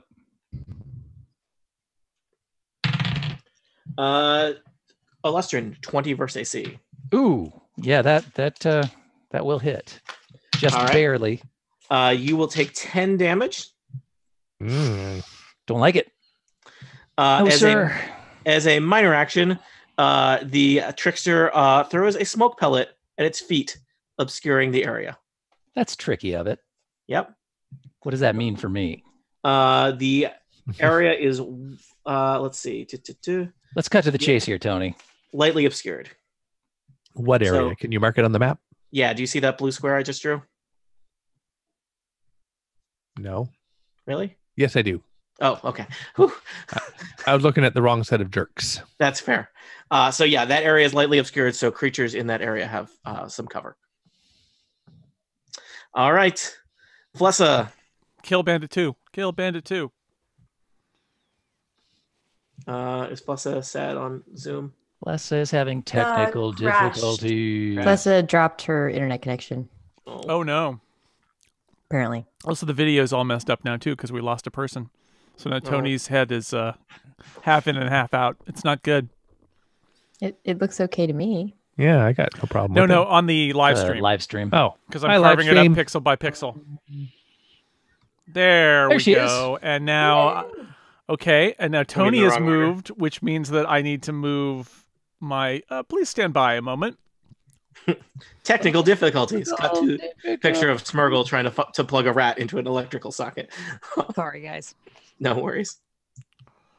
It is your turn, Erica, if you want to think about what you're going to do while Jason's fixing technical stuff. Yeah, and I was going to suggest that you, one of us should, I can probably do an attack that'll push that right scout back into the grasping shadows, but that would require you to kill the bandit, or you can do something that would push the scout. I don't know which works for you. I don't have the ability to push a scout that far, so I could come and kill a bandit.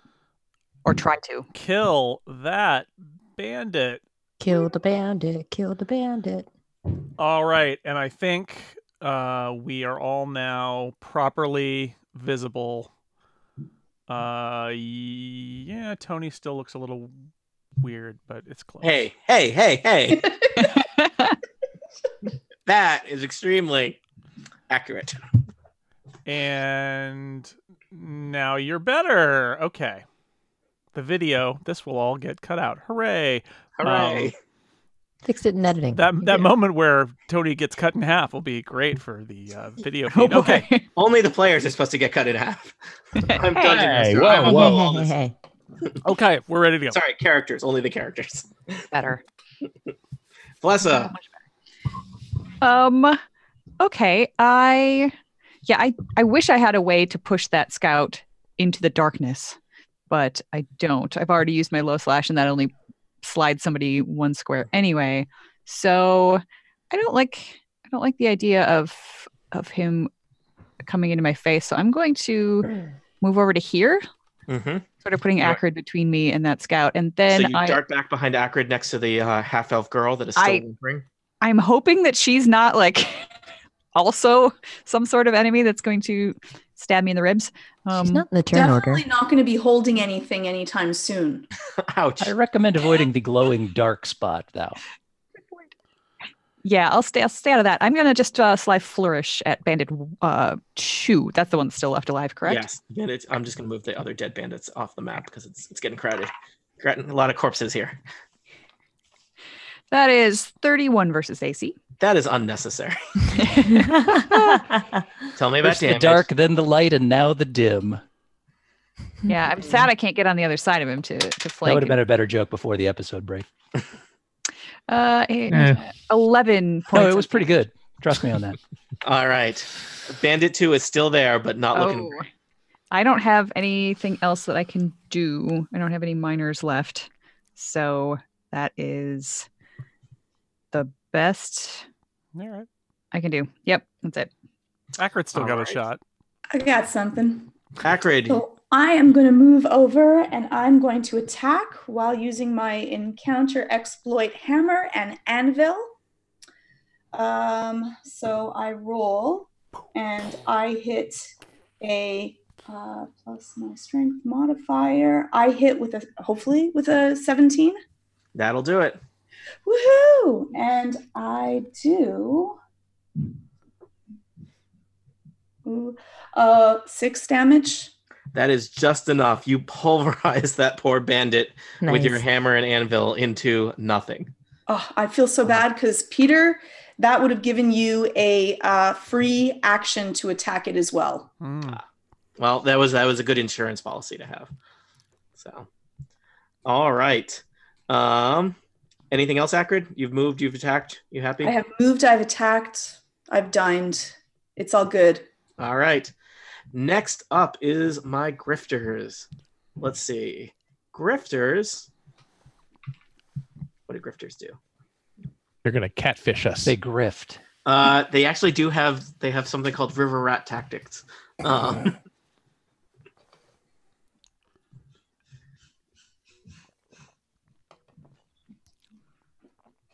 And I'm reading That's all. about all their horrible things. Some of these are dumb. Sorry, grifters, but this grifter is going to attempt to charge Olestrin. 1, 2, 3, 4, 5, and then down to here. And this one you've already marked as your quarry, so it's totally going to go for you. The other thing is that grifters Yeah, have clump up. combat advantage against an enemy that is adjacent to at least one of the grifter's allies. So, seems like an uneasy alliance, though. I'm not sure that would work here. no, Tricksters and grifters, they're rival gangs. Yeah, right? historically. So, Olestrin, here's the first attack. This is a short sword attack coming at you.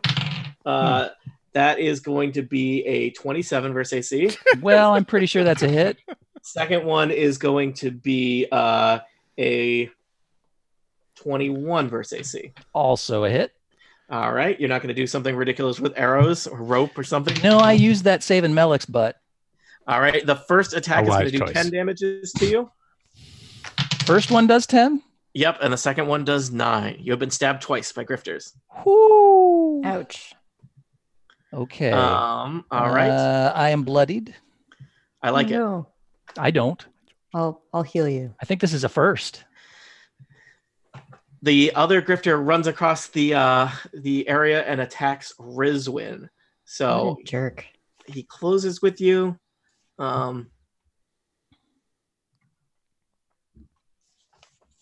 And that is going to be a 22 versus AC. These grifters are rolling well. Yeah. That hits, unfortunately. Can you do anything about it or about the damage you are about to receive? Probably not. All right. You take 9 sword damage. Oh, that's sad. Fine. Let's see.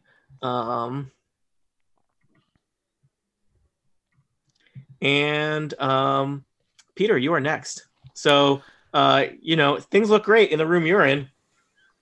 Yeah, and so I'm gonna I'm charging the scout, which means I am going to hit him with my my ardent strike. That is a 16 versus AC, which I think, did we say that hits? That sounds good for hitting a scout, but let me check. Yes, their AC is 16. All Jason, also, I think Georgia just left. I don't know if that Yeah, changes your video stuff. She did well. She is still on my video, so it's fine Really? until that disappears. Yeah, Okay, it's good. She's just frozen in time. It's great. gotcha. Like Flessa. Oh. Oh wait, no, you're back. Great. So that is 13 damage. Mm-hmm. That scout's in trouble. And I'm going to use my shield power to bash him. Mm-hmm. And he is going to be bashed backward 2 squares. Ha! Now, Monty, can you check the rules on your horrible thing? It's probably just enter as opposed to like willingly enters. But Yep. just Any creature that enters the area of your grasping shadows takes psychic damage equal to your int modifier, which is 5, all right. and is slowed So- until the end of its next turn. You can take that damage only once per turn. Okay, so Peter, you ran over to this scout who's holding out his long sword and his short sword. He's looking at you hesitantly, and you stab him with your sword, and then take your shield and just launch him across the ground. He slams into the swirling shadows and grabs his head as Melek's psychic damage torments him. That scout is now extremely unhappy and sad. But not dead.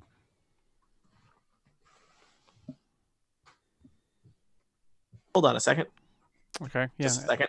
And George's video just dropped, so I have to realign. We have an unexpected break. Are you evil now? Yeah. Chaotic evil. It's a big twist. Wow.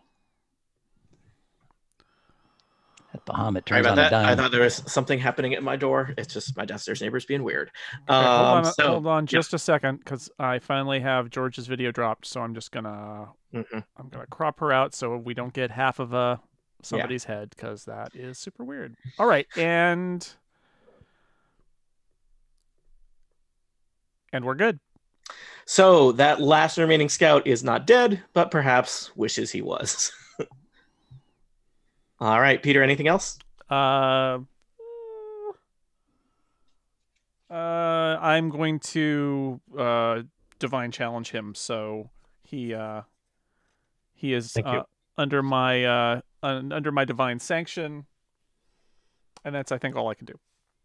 All right, Melek, you're standing in the doorway. You see Scout right, but you're also aware of the sound of battle behind you. Whoa, golly. I will turn around. Mm-hmm. Whoop. Trying to turn around on the map. It's not worth it. I would like to cast my daily power, Horrid Whispers, Oh no.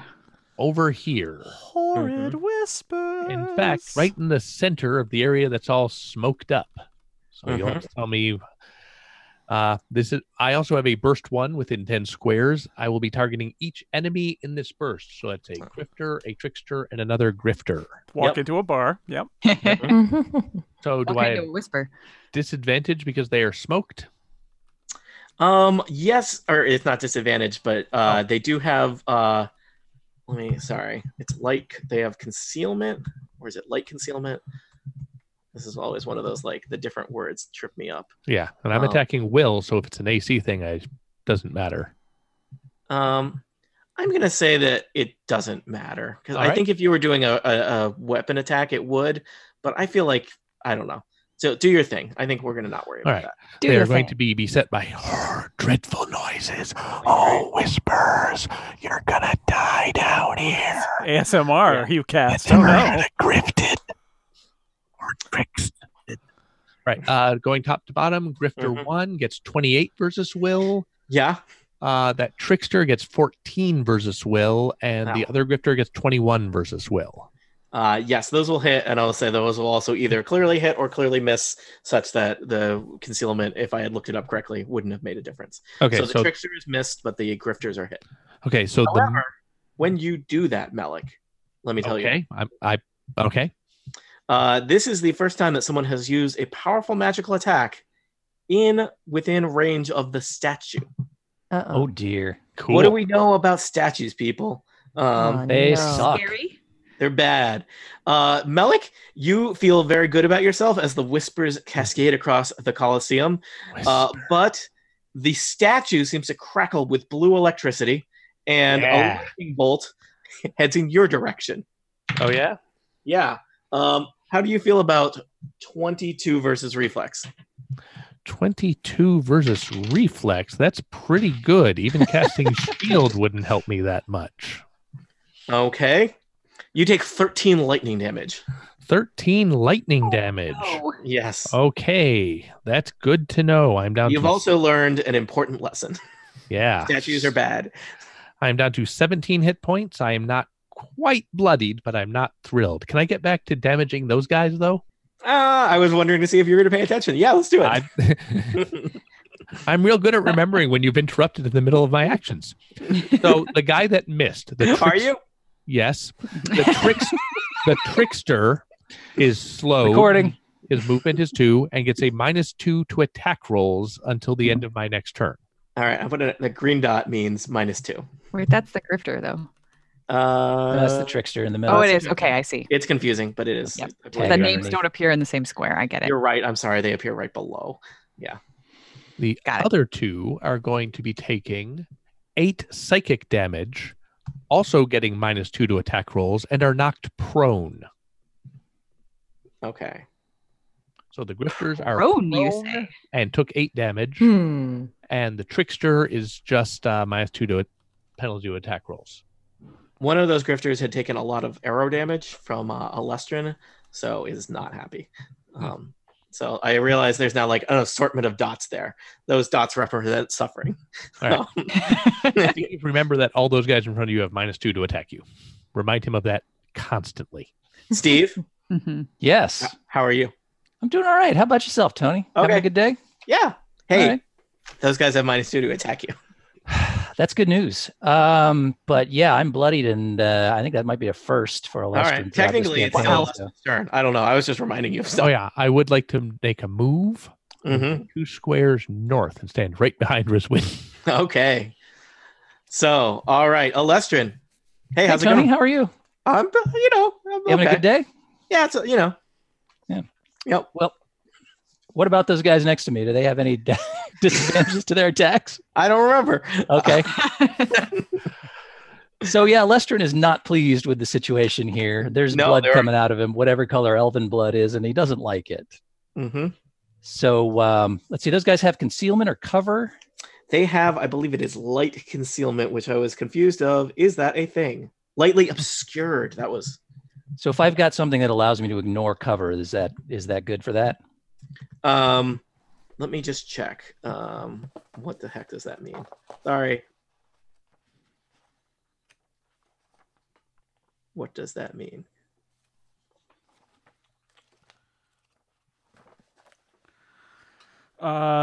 Squares of dim You light. would have a -2 penalty to attack rolls.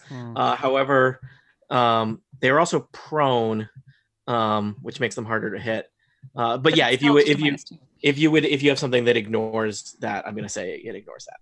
That whole group is prone, Two the of top them and are. bottom on that. Yeah, they got knocked down by but the trickster's up, right? the trickster is not, and I would say yes, your thing that ignores concealment ignores the smoke. All right. The trickster felt very clever about himself until you announced that you had a power that ignores concealment. Hmm. Aha. So firstly, I will do an invigorating stride for my move action. Is that called retreating? No, it's called invigorating stride. Prone gives you all sorts of advantages against them. You have combat advantage against them. To melee attacks. Only if I'm shooting stuff. So He's got a bow and arrow. Don't worry. I heard the telltale sound of bodies hitting the floor. I'm very excited from the other room. Okay, good. so this allows me to back 3 squares away as a Is shift. that a shift? Nice. So that you don't provoke. So I'm getting myself into a doorway, as is my want. He doesn't like rooms, but doorways. That's all. That's the all business. about it. Yeah. And it allows me to utilize my second wind. So I'm going to take a healing surge. Wow, this is a great power. It is a great power. It's too bad you've never been hurt before, so we could see how great this was. Thanks for noticing. I'm no longer bloodied as of that. And then using my daily power on my bracers of archery, which is a minor action, I will ignore cover on my next attack this turn. And I'm going to do a 2-fanged strike using firestorm arrows against the trickster. Oh gosh, I was hoping you wouldn't remember those. I How many of those did I give you? Pepperidge Farm remembers 20. I had 30 initially, but I used one just as a test case. So we're down. Where did you buy? I forget where you got these. Did you buy these from? This was on our shopping trip. From Snick and Snack. Snick and And Snack. Snick and Snack Adventure they had a labeling Outfitters. issue. Yeah. So they ended up selling me 30 for the price of 10, which I greatly appreciated. Yeah. I I feel think like we they had a would have an coupon. ad where they'd be like, Snick here, Snack messed up the ordering. We overbought on fire arrows. So So I'm going to use 2 now in my 2-fanged strike. These are both going at the trickster. So, Steve, could you just tell us a little bit? You mainly, Alestrin, I feel like this whole time you've just been shooting what we call regular arrows. These are, what do these do? Well, as those who enjoyed the member special would know, and if you become a comparable member, And by listening to this, you never need to listen to that Hashtag- episode now. This is Hashtag the only important guys. thing that happened. Also, there was a dragon. Do you have to have enjoyed it, or could you just listen to it? well, yeah, it's a little difficult to do both, but one or the other.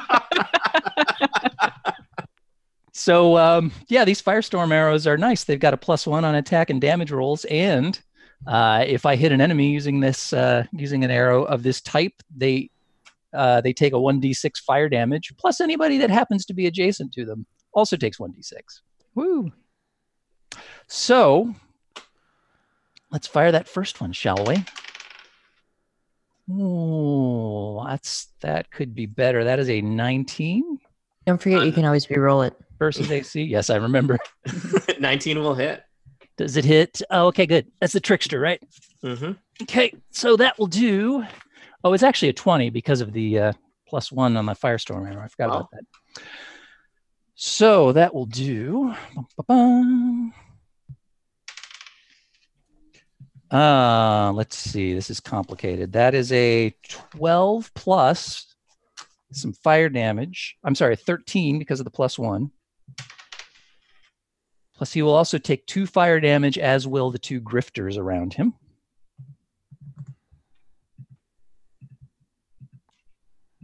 We All good? right. I think I am noting down. So they took, Frozen that was just place. the, I thought maybe that was the computer. oh no, I was just, I had to do a lot of typing. All right. So, because you just did a bunch of damage. Okay. And that was just the first arrow, right? That was just the first arrow. Okay. Second one, also a Firestorm arrow. To the trickster. Oh, since I hit the guy that's my quarry, do I take quarry damage on him, or is it since it's splash damage, doesn't it count? I don't think because it's splash damage, it would count. All right. Well, I didn't have an extra minor action to adjust Reforward. my quarry. So, oh, and I also note Rizwin is closer to the trickster than I am, so I don't have prime shot. Sorry. I should have only backed up 2 squares. Oh well. So much math. So that one is only a 13 versus AC, so I'm going to re-roll that one thanks to Rizwin. Yep. Mhm. That one's even worse, so I'm going to re-roll that one thanks to my elven accuracy. The turn never ends. Wow. It's an encounter power. I can only use it once. Don't worry. All right. Look, I said Oh my that Steve was God. going to take a turn this episode. Here it is. This episode is actually Steve taking a turn. Mm-hmm.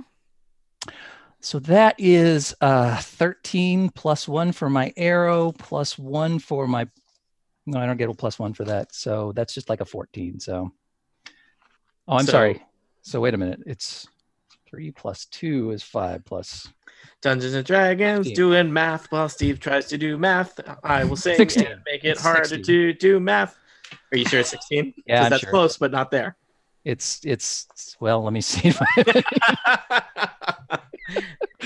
Will it help if I I'm sing some ignoring more cover, while by you're the way. doing some math? Are you counting cover in there? Because I'm ignoring that. Just I wanted was to make ignoring sure. cover. Yeah. Mm. The AC of the Halfling Trickster is 17. Well, despite all of my best efforts, that is a miss no matter what I do. Except my rebounding longbow Mm-hmm. is we're gonna make one more attempt. And that one is a different enemy within 5 squares. So that's gonna go for Grifter 2, who is my quarry. Okay. Let's see if this one's any better.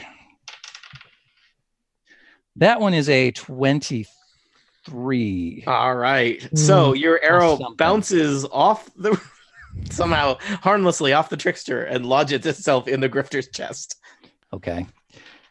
But will How it still do many fire? arrows should I consume in that, by the way? Just I have no idea. Let's just say all of them. No, let's not. I don't know. You have to decide which ones are. You may have to do some deciding based on flavor, which ones reuse the arrow and which ones. All right. I'll think about it. Yeah. I think I used one. Okay, so Hmm. so the initial damage is good God, there's a lot of math in this thing. 13 because of the +1. This is to the grifter. This is to the grifter, so he also The takes 4 damage. drops dead. Oh, good. Great. Ooh, I get a death surge. That means I get to do damage to everybody. Just All because right. someone died near you? Because somebody died near me. I feel like we haven't seen that since the zombies. It's been a while. Does that happen right now? It happens. It's immediate reaction. Oh, Do it. well, the splash damage. Yeah. Take care of that and get it off Great. the table. So 3. Okay, so it's a burst 3. Mm-hmm. So Melik is included in this, yes? I think so. Okay, so Does it say creatures or enemies? it has both good and bad effects. So it's good Nice. effects for allies and bad effects for the enemies. So each enemy in the burst takes 1d8 plus 4 psychic damage. So I guess I'll roll Okay. that. This is a very long turn in which everything horrible happens to my creatures.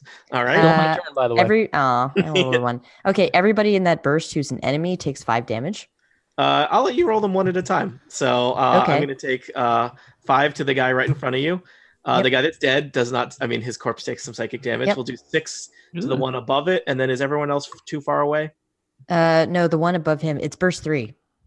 I think. Oh yeah, the one above wouldn't get He's hit. just outside of it. Oh yeah. And So- and That's there's all the right. I splash can- splash damage on the Um, trickster too from Wait, Steve. But 1d6. this guy gets hit, right? It would, because think about it. He's 4 squares away from you, so it's a burst. Burst 3 from the person who dies. Oh, I thought it was burst 3 from you. Okay. So did you roll 10? Last I checked, it's burst 3. Oh, that's a great question. So the trigger is a creature within 3 squares of me drops to 0 hit points. It's a close burst 3. So yeah, it's a great question. I don't actually know. It's probably Is from it- you then. If it just says close burst 3, it would be from you. Then I guess I don't technically hit him then. But Okay. you hit the Damn grifter. it. Grifter That's 3. true. I did. And then Melik, you get a +2 power bonus to attack rolls until the end of our next turn. We also gain 5 temporary hit points. Lovely. Thank you very Mhm. much. You're welcome. And Steve, I think the trickster takes some fire splash damage. Yeah, there was a +1 that I forgot to add, +3 fire splash damage. So 4 more damage to him. Okay. I will say that you collectively all did an insane amount of damage in one turn. So yeah, Death Surge is a big deal. it's pretty good. It's that's why it's an encounter power. Cool. All right. Lester, anything else? I believe I'm fresh out of turns and encounter Unbelievable. powers. So let's finish this thing up quick. All right. The scout is going to leave the horrible zone of darkness and attack Peter The zone Dragonforge. of darkness isn't there anymore. Scout leaves the area that he associates with the horrible zone of darkness and attacks Peter Dragonforge. Longsword attack. I'm not rolling as well anymore. 18 is not going to hit Peter Nope. Dragonforge. And a 9 will not hit Peter Dragonforge either. Great turn, Scout. I should use my action point. You shut your mouth. You know what? The knee breakers are going to run west. Uh-oh. They see what's going on and they don't like it. They're having none of it, and they run west, saying, "They say, quick, go for reinforcements," and they run to the west. Where they are intercepted by I don't 2 like that. furry wolf-like creatures. Eaten alive. That could have been us. They start with the knees, ironically. They could have been. So I'm gonna say those knee breakers are pretty terrifying, but they ran away. So probably it won't be too hard to mop things up.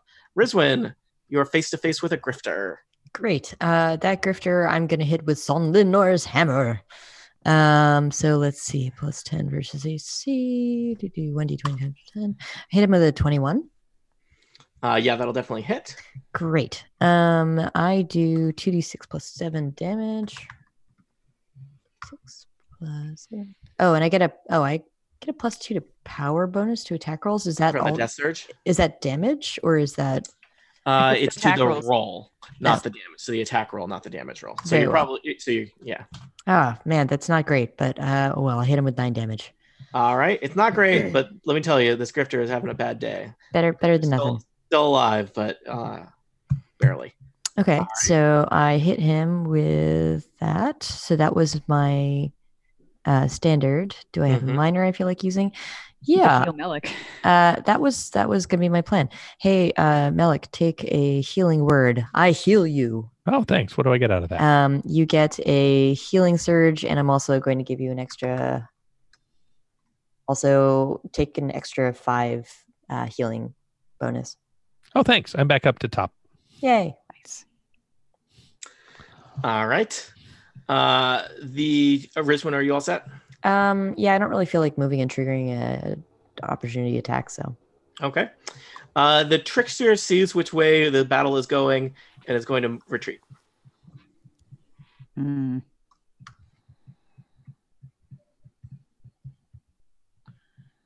Flessa. All right. Flessa heard the telltale sound of somebody falling down. So that means it's time to run into the other room and check it out. 1, 2, 3. How she loves that 4, sound 5, of someone falling down. 6. Yep. Just loves yeah, listening to there's a Three grifter on the Stooges ground. So I'm going to acrobatic strike it. Okay. You can have sneak attack or combat advantage because it's on the ground. 19, 29, 21, 22, 20, sorry, 33. 33. That's ridiculous. Yes. Math is hard, especially for Flessa. Mhm. All right, so High numbers. for the regular damage roll at 7 plus 2 plus minimum sneak attack. All right. That was not as exciting as I wanted, but since it's an acrobatic strike, I am then going to shift back. I'm going to do backflip and shift back 1 square. The grifter appears to be dead. Oh, Yay. Good job. okay. Yep. Oh, it's the old possum for grift. Flessa. The trickster still in the fray somewhere? I don't see him. Never seen The him. trickster ran to the west. He's running away. Oh, that's so tricky of him. Oh, wait a minute. Had he been slowed? There is a snail on him for some reason. Yeah. The- Did he get slowed by you, Melik? The trickster is slowed. Yes. Yeah, he's not that far to the west. No, he's not. He's there. I like it. Wow. Okay, that was not good. So sorry. Is the concealment still there? I would say the smoke has dissipated. Anyway, he ran out of it. Yeah. Right, but if there's smoke in front of you, you can't really see behind it. Yes, the smoke has cleared. So Right?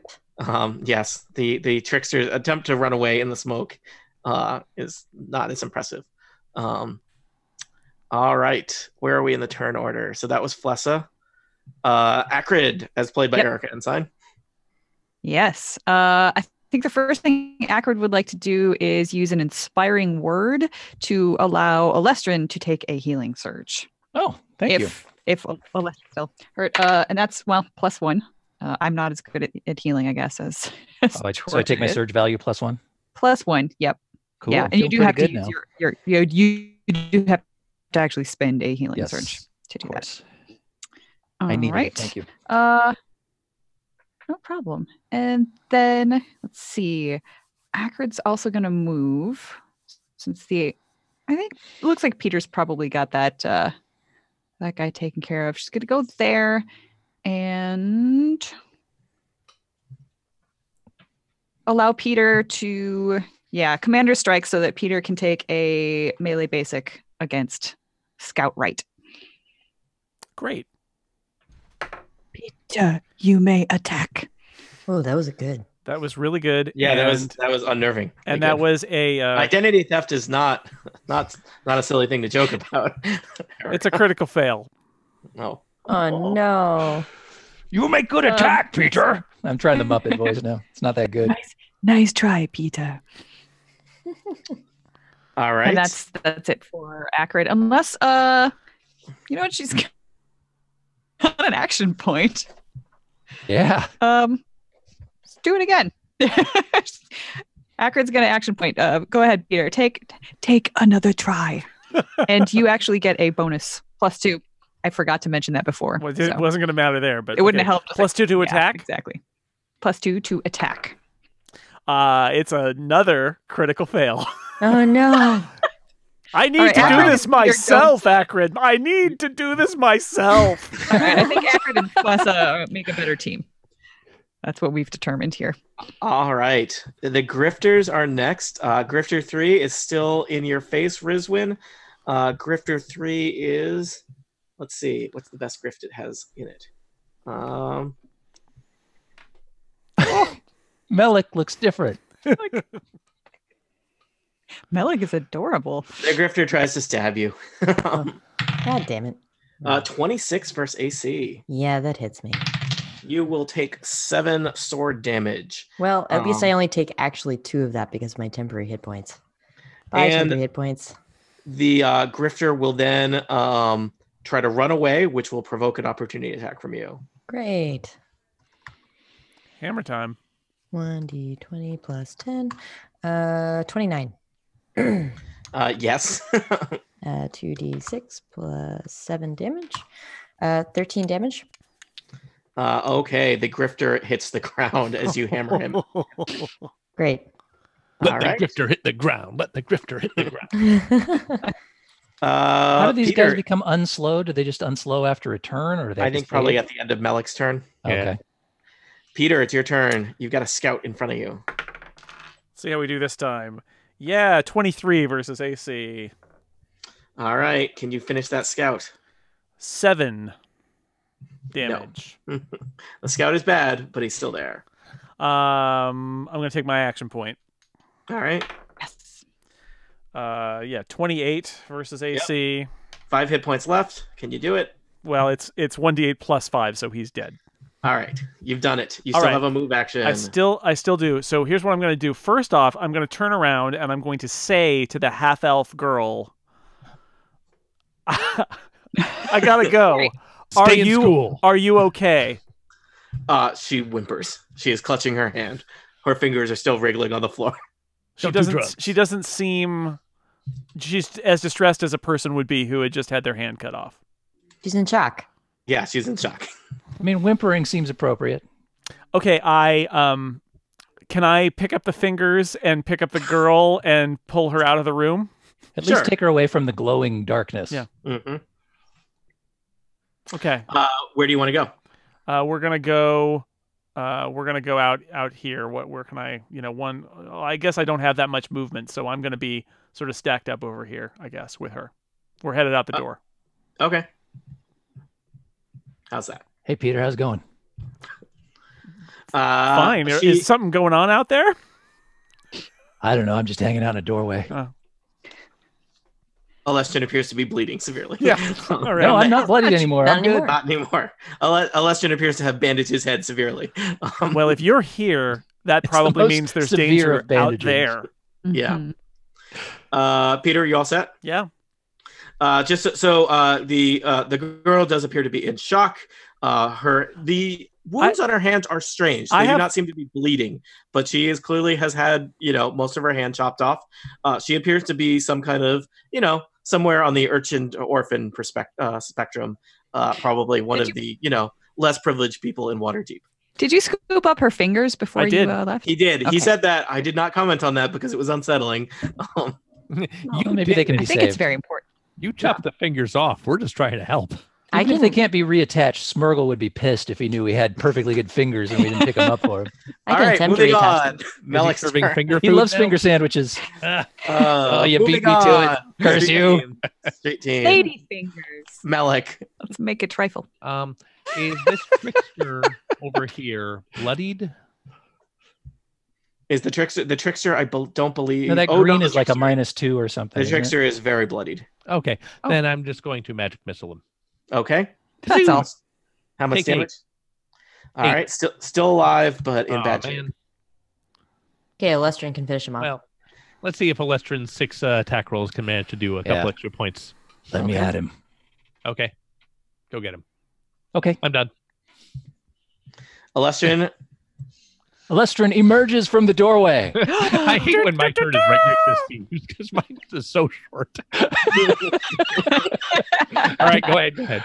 All right, I'm going to move out here so nobody is closer to the trickster than I. Mm-hmm. I will make him my quarry. That's totally unnecessary. He's very hurt. It's necessary. That dude hurt me badly. I'm not pleased. So I'm going to shoot 2 arrows at the dude, right in his back, the back of the neck. You know, the honorable way to do it. That's right. Honor among I'm elves. being a trickster. Yes, he's using his elven honorer. That first one's a crit. All right, you kill him. Oh, that's no fun. The trickster had 2 hit points left, and now he has significantly less than 2. I feel like I actually separate his head from his body in a comical sort of beheading with anime an style. arrow. And so you do. But you could, Studio Ghibli him.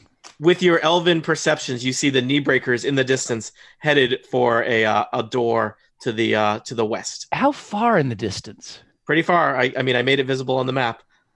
Well, I already made my move to emerge from the doorway. So, Yeah. I'm going to go ahead and take my action point. Mm-hmm. So, let's erase that. And I have a move of 7, it would appear.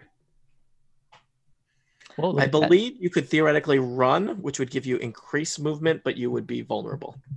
Yeah, I mean, I got arrows and stuff to make up the rest of the distance. So let's just go 1, 2, 3, Can you just 4, shoot 5, from 6, here? 7. Maybe, but I like being. But at a penalty, probably. Yeah, Just because an action point my doesn't allow range you is to. ridiculous for starters. So I mean, But I you've already probably could attacked shoot him this from turn. there. So, all right. All right, I've already made a guy my quarry this turn, so alas, I can't do it this time. But I will shoot an arrow at knee breaker 1 and one at knee breaker 8. Do you have another? I don't think you have another action. I just took an action point. Didn't you move into the room and then attack and then use an I action just to took an move? action point. Yeah, the action point's only that's just good a for standard either action? a move. It gives you Or it's an a action standard. point, not a turn point. That's right. Okay, I better go back. 1, 2, 3, 4. Well, 5. I mean, you could move. I just don't think you could move and attack. I think I was there. You just try attacking without moving. Yeah, I'll just give him a shot from there. My Couple seventh ranges. favorite Jamiroquai album. What's the range on a longbow? It's long. It's in the name. I suspect it's probably 20 squares. Those guys are not That's 20 squares away. 100 feet, so they're just outside of my purview. But I think you can still. You just have a penalty to it, I believe. Actually, Yeah. I think knee breaker 1 is 100 feet away. Yeah, one corner is exactly 100 feet from my one. I'll let you take the shot, Steve. All right. Do it. Since that's the only guy I don't get a penalty against, and I don't feel like looking up ranges and stuff, let's just make 2 shots at that guy. Mm-hmm. First one is a 28 That'll hit. for. Not a great amount of damage. 5 damage. Mm-hmm. Second one is also a 28. Mm-hmm. 4. And this will be 12 damage. Okay. He looks inconvenienced by that. Good. I like it. All right. There's no effects from those arrows or anything? No, it's just my regular old arrows. Pain. So- All right. I believe it's Steve. You all said, is it your turn? Is it their turn? Yes. They disappear through a door to the west. The knee breakers disappear. Uh-oh. Tell your friends about Smurgle Sandwich Shop. We just wanted to ask 13. you where somebody was. And we don't they- need one of you alive. It's Forgot fine. to ask. Rizwin, it's your turn. It's my turn. This encounter appears to not be over. Okay. Well, they're going to get reinforcements, so That's It's your true. turn.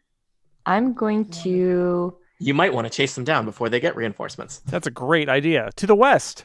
All right. Well, I'm not very fast. I just run into their reinforcements. So if I run, I have a move of 5, I think. Yeah, I have a speed of 5, which means I can move 5 squares, right? Yes. And if I run, I can move 10 squares.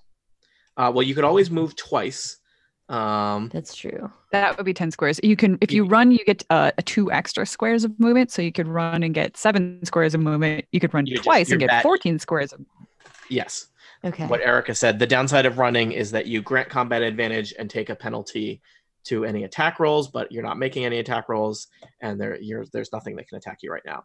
So if you just decide to, I don't care about fighting, I'm running after these guys, you could waddling that away. You waddle quickly 14 squares. I will waddle quickly for 14 squares. Okay. Guess I'll measure that. That's right there. Right there? It's 14. That's a lot of squares. Yeah. Wow. Is it? I think that's more than 14. Yeah. There we go. Oh, there. That's 14 right there. It's right there, yeah? One pack. Sure. Take one pack. Okay. I've run over here. I am... I think that's basically... That's basically because you had to use 2 standards to do that. Yeah. Or 2 movements to do that. So unless you have a minor. I do have a minor. I guess I'm going to use it to heal myself. Okay. Trickster is next, but Trickster is dead. Flessa is next. I sort of look at Melek and be like, what should I do, boss? Ooh, I'm just wondering if I'm supposed to be hopping on the railroad and running to the west, or hopping on the railroad and going to investigate that chest that might have shiny things in it in the room we just left. I hate the idea of leaving all that stuff behind. There's chests and stuff. Yeah, I don't feel like we need to be chasing after them. I'd like to stay and maybe find out about this glowing darkness and if this halfling girl is okay. Half elf. Half elf. Well, I couldn't see her very well. I was never in the room. Okay, then I'll just head back in the room. 1, 2, 3, 4, 5. Also, 6. if we've got 5 minutes to rest, it sure would be nice to have encounter powers back before we go chasing after dudes. Yeah. Yeah. Whoops.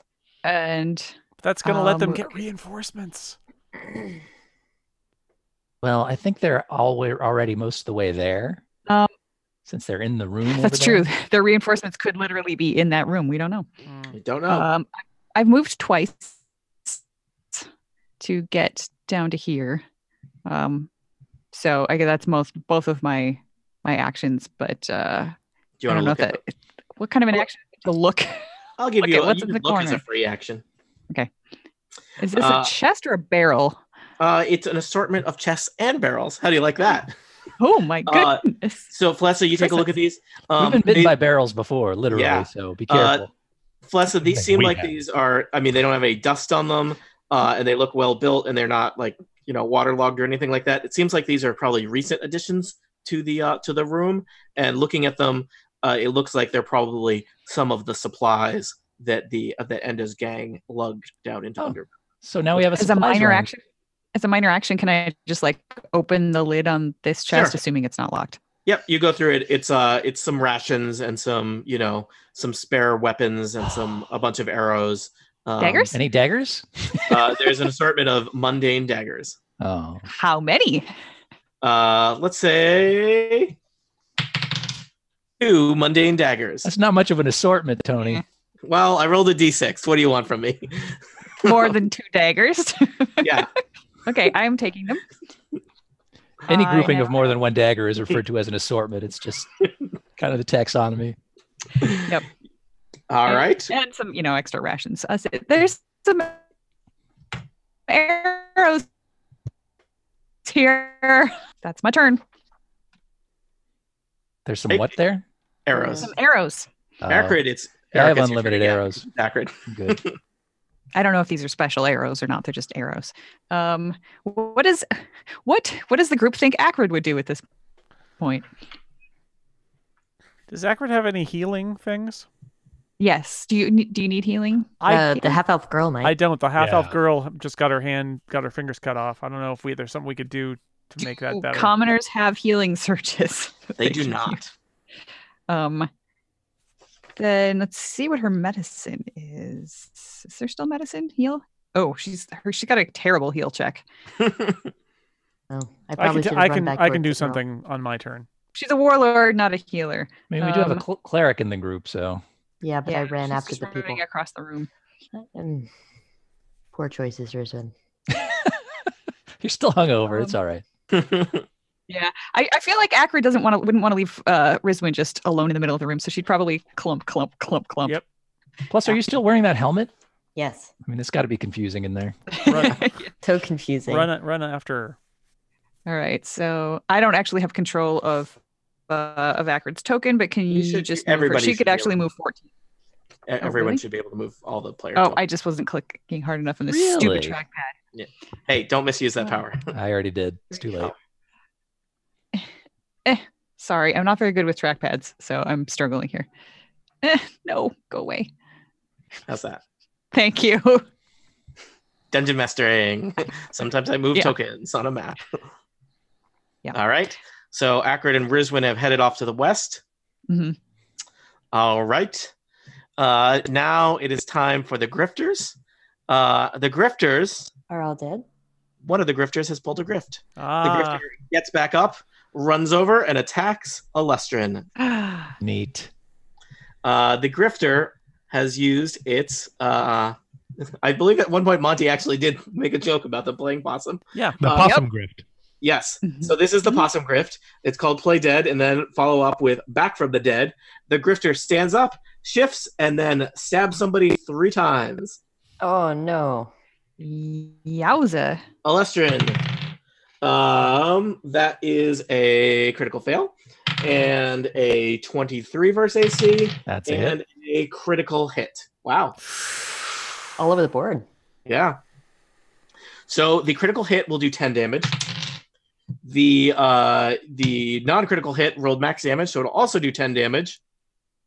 Oh, we're back bloodied. What a roller coaster this day has And been. it turns out his little special attack does even on a miss, does half damage. So you take 2 more damage. So you just took 22 damage. Okay, still bloodied. And this guy is not dead. So Peter. He will be soon. Peter, So- can't you lay on hands or something? Yeah, I can. So Tony, what can I do to help this girl who's got her fingers? Can I like lay on hands on hands? Well, she doesn't have a hand, so you can't. No, it doesn't work. You need a compatible hand to five. lay on. She does have a hand and not fingers, right? And I've got the fingers right here. Can I just like put them together and do a paladin thing and then she's fine? Peter, give me an insight check. He's going to make you roll just so he can tell you no. 11. The girl whimpers at you. They made me touch the darkness. You think that you should get her out of this room. All right, so here what's going to happen is I'm going to lead her out. Mm-hmm. Do the fingers reattach as soon as he exits the room? I'm going to lead her out of the room. Yes, Okay, but so I'm not to her moving. hand. Yeah, if you can move her. And Okay. I see that a grifter is stabbing my friend Alestrin, and I'm going to hit him. Indeed. Do you want to do Aw. something about that? Yeah, Called I'm me your gonna friend. hit him with a 19 versus AC. Yes. Also, you had combat advantage if it mattered. 13. All right. The grifter appears to be dead. Appears to be dead. Kick That's it. also what I said last time. Yeah. Keep hitting him, Peter. Peter, as you turn back to look at the half elf urchin, I almost called her an orchard, which is the combination of an orphan and an urchin. The An orchin. I'm not sure how. She is Call the still orchid man. clearly in pain, but the fingers you were holding have disappeared, and it looks like her hand is like regrowing itself magically. Cool. Magic. Magic. Melik. Ooh. So we've got a grifter over here. Is he bloodied? You see no living grifters. Oh. Do I see any living enemies on our side of the big room? How do you feel about Alestrin right now? I love him. He's great. You see no living enemies on this side of the room. I don't really. Okay, here's what I'm going to do. The darkness was on the north side of the room up in this big circle. Yep. I go 1, 2, 3, 4, 5. Walk up here, do an arcana check, studying this weird darkness. What's Okay. it all mean? What does it all mean? Yeah. So there is a veil of darkness around a spot in this room that seems to both absorb and radiate kind of a weird, eerie purple light, and it makes this horrible humming noise as you look at it. You do some studying on it and kind of test it, and you realize there's some horrible warping magic of Undermountain here, such that when you touch it, things seem to appear to appear on the other side of the room. But it's kind of like a strange teleportation illusion. So if for example, you were to stick your arm into the veil, you don't do this. Your arm would appear to be severed and appear on the other side of the room. However, it has actually just been turned invisible while still causing you intense pain. Neat. Why? And that this illusion would not work once you left the room. That doesn't sound super useful for anything I feel like doing, but thank you. Horrible. All right. I'll call it to people. This is not that useful. It is a strictly localized illusory effect. Huh?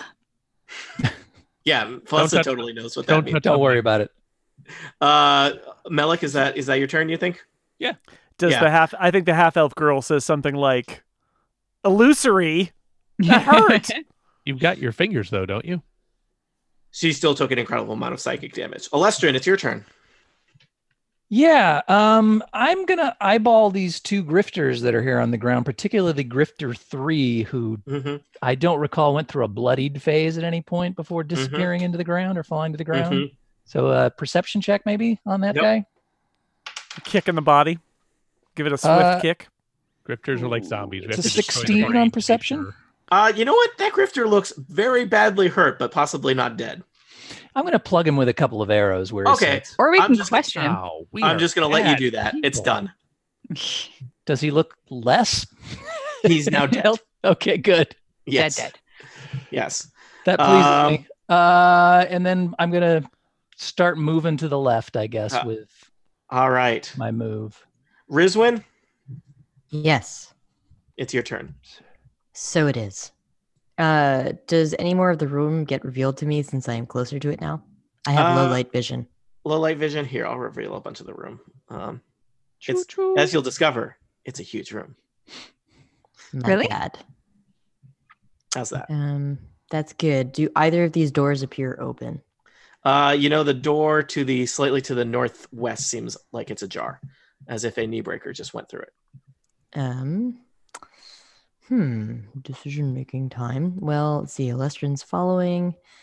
Peter and half-elf girl back there. Melik's back there. Plus is nowhere to be seen. Are we out of combat, Tony? I think as soon I was going to let Rizwin conclude her turn and then say that you were out of combat. Okay. I'm going to at least run over here and see at least if I can see them. Okay. So Rizwin heads toward the door that the knee breakers disappeared from. You can see that it is ajar. There's kind of a long hallway beyond, and it looks like there's a flight of stairs leading down. Okay. Yeah. Do I see anything in the room? Nope, you do not see any signs of life. Okay. It looks like they've hightailed it. Well, I'm going to turn around then and go back because I don't really want to run down a bunch of stairs without my group. All right, I'm going to say that there's no more enemies here. You've dealt with the enemies that even appeared to be dead that are now actually dead. I'm going to give you a moment to regroup, maybe spend a short rest. Rifle through another chest? You could decide if you want. So let me ask you this. Certainly, I'll give you a chance to regroup so that you're not all spread out across the map. I think it's up to you probably whether you want to push the attack and follow these knee breakers down the hall, or down the stairs, or you could potentially rest for 15 minutes, heal up, and recharge your counter powers, and then do that. I vote resting personally because we have no idea how many people. Badly in need of a rest. All right, you decide. I vote resting, and I question whether or not we really want to hunt these people down and kill them. Yes, I'd like to take a moment to actually think about our actions before we do them. No, that doesn't sound right. Just a proposal. Okay, Hey, Melik, what happens if you jump wholesale into the dark area? And I'm going to ask the half-elf urchin orphan if there's anything more we can do, if she wants to find her way out of here, or if she wants to stick with us because we're probably going to be down here for a while. Okay. So the half-elf urchin explains that some of the people in Enda's gang I mean, she doesn't know the exact words, but she explains that a bunch of ruffians rounded up several people from the streets of Waterdeep. She was down here with they brought down here against her will with a bunch of her friends, and they have been using them to test traps. So they have been making them walk into various rooms first to see what happens. Sucks. So. I changed my mind about chasing down the other guys. I'm going to check this other chest. Or are they all just rations and stuff? Nope. Do you want to give me a perception check? How close do I have to be to Olestrin to get the Not that bonus close. on that? 5 away, actually, but we can assume that I'm All over right, well, there it's in the either general area. 17 or 18, depending on exactly All where right, Olestrin that's is. fine. And you're not in combat anymore, so you're able to spend some time. In one of the chests, kind of under a layer of rations, you discover it looks like probably the rogues had already liberated this. There's a fancy little like foot tall bronze statue of a minotaur that you think would be worth a good 150 gold pieces. Ooh, look at this pretty thing. Does somebody else want to carry it? Too bad it's not mint in box. I Yeah. think Acrid wants to carry it. Oh, okay. Yep. Sounds right. I'll Should write it down we- on her character sheet and try to remember to tell her. Should we search all these bodies? Yeah, we should. And so you do. They have a variety of mundane weapons. You know, most of them are armed with short swords and long swords. None of them better than anything that you have on you. All right. I want to give the half-elf girl the option of getting out of here or staying with us again. I can give her like a boost up the statue if she wants to like climb The up. Or statue if she touch like just... it. kills people. Yeah, Oh, okay. Yeah. I do not Okay, like I that. just There may still be it's- ropes descending from I the feel ceiling, like though. since I saved her, I need to either like Yeah. have her stay with us and I'll protect her, or she can I can point her to a convenient other There's way some nice out or people in the whatever. room to the north she could hang out. No. They're very welcoming. Peter, she asked if she could wait here until you're on your way out. Okay, sure. Do you have any rations? Here's some. There's a bunch in a box over there. Okay. Yeah, I actually have a sandwich from Smurgles that I had in my backpack that I can give her to. Okay. It's been through the sewers, but Yeah. Honestly, that does not. It really strangely. Actually, it's, Strangely- it was in my backpack when I fell off the statue, so it's more of a pressed sandwich now. Yes. And it's a panini. El Cubano. Steve, I think technically, if you get delivery from Smurgles, it's all gone through the sewers. That's Yes, true. we established that Yeah. Discussed as that. canon. Yeah. You know what? This is not part of the official marketing, but I'm just going to say, Smurgle Sandwich Shop, don't get the takeout. Eat in. Yeah. No, you But can then get you're the putting all this takeout. Don't poor get the kobold delivery. All right, people. I think we are Delivery reaching fellows are the out of culmination of this episode. Yeah, I think they use Sewer Dash for their delivery, so Mhm. don't do that. So have we taken our short rest? Yes. Okay. Oh, yeah. Great. And do we get encounter powers back after a short rest? Yep. Indeed, you do. And you can use however many surges you want, and I'm down to 1 now, so let's not get messed up anymore. Yeah, surely. Do we have Nothing any bad will happen. enhancings for Yes. the healings? Yes, there are. You could theoretically go back to that shrine and take a long rest. You only get an extra one though. Sorry. Oh, I don't need it then, so use it on somebody else if they need it. What are we doing now, Tony? Tell us what to do. It sounds like you're going to head off in search of Enda's gang, especially given now that you I'm guys- hoping Scott Card. that we'll find a speaker for the dad. Uh, All right, sorry, this podcast is over. Yeah. Especially since they appear to be using urchins as test subjects for traps, and you don't seem to feel great about that. Oh, Not liking that. I was an urchin That is- once, and I am very upset about this. That is I'm an Enda's putting gang your move. Tokens next to each other so I can copy and paste them to the next map. So you head to the west, as described to Rizwin. There's a hallway and some stairs. I'm going to go to the next map and set up the next map for you. I'm going to assume that you descend the stairs. Does that seem reasonable? yes. If that's the Sure. direction they go. Can they go up too? No. They're we only go down the they're stairs, Tony. only- Mhm. We totally did that of our own accord. Look at these stairs. They're fascinating. They go down. These ones only go down, so like once you're down there, you're stuck. Screwed. I'm having a hard time copying and pasting. It's an escalator. It's an escalator. It's a broken escalator, the worst kind, Sorry for and the most common kind. convenience. I used I'll to give ride you BART. I know about escalators. Hmm. They're never working. All right, so we didn't get an action point after that encounter, but I bet you we'll get one next time. Yep. The stairs do not go very far before you see a set of double doors. And give me a perception check. You're a wizard, Harry. 14. 9, my best perception roll of the day. 26. I got a 26. I'm very worried about those urchins. I got a 25. It's almost I'll- a perfect 20. I will tell you 24 that for me. anyone who got above a 15, you hear the sounds of battle beyond. Good times. Whoa. Cool. Are they fighting amongst themselves or? I mean, there's a lot of stuff to battle down here. There is. That's Do I see anything with my low light vision? You see a closed set of doors. Oh, do we want to open the doors? So Peter, badly. Do you want to bash through them? Maybe say something cool. We could just open them, right? We You could. Is that an option with doors?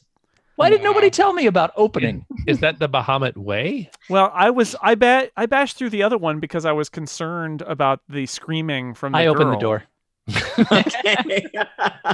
I'll open the door. I'm fine with that. Well, you talk Let's too do long. it. Okay. I'm just setting up the next map for you. All right. Do. Have we solved your door puzzle? What did we do with the half-elf girl? Did you send her She's away? waiting. She's got to Okay. cool her heels in. Somewhere far away from All the right. lycanthropy shrine? I hope? The room beyond is a large chamber with an elevated ceiling held up by several pillars. You also see several other sets of double doors and hallways converging here. And in front of you, it seems to be a rather hectic battle. You recognize 2 knee breakers as well as several other scoundrelly looking creatures that appear to be doing battle with an assortment of lizard looking men. Hmm. I'm Do going they to look like like guys? Or? Do The they look enemy like of my- what? acrid. These look more in the kind of salamander iguana than dragon. You know what? Let's just go with the initiative order that you already have. How about that? Kinda disappeared. Okay. It didn't carry on to the next Didn't map with us. carry over to the next map. Rerolling initiative. Yeah, why don't you re-roll initiative really quickly? +2. That's 14 for me. 17. 21. 25. 17. I'm adding turns, which means you should now show up in the initiative thingy. Nice. No, it's 18. No, it's 17.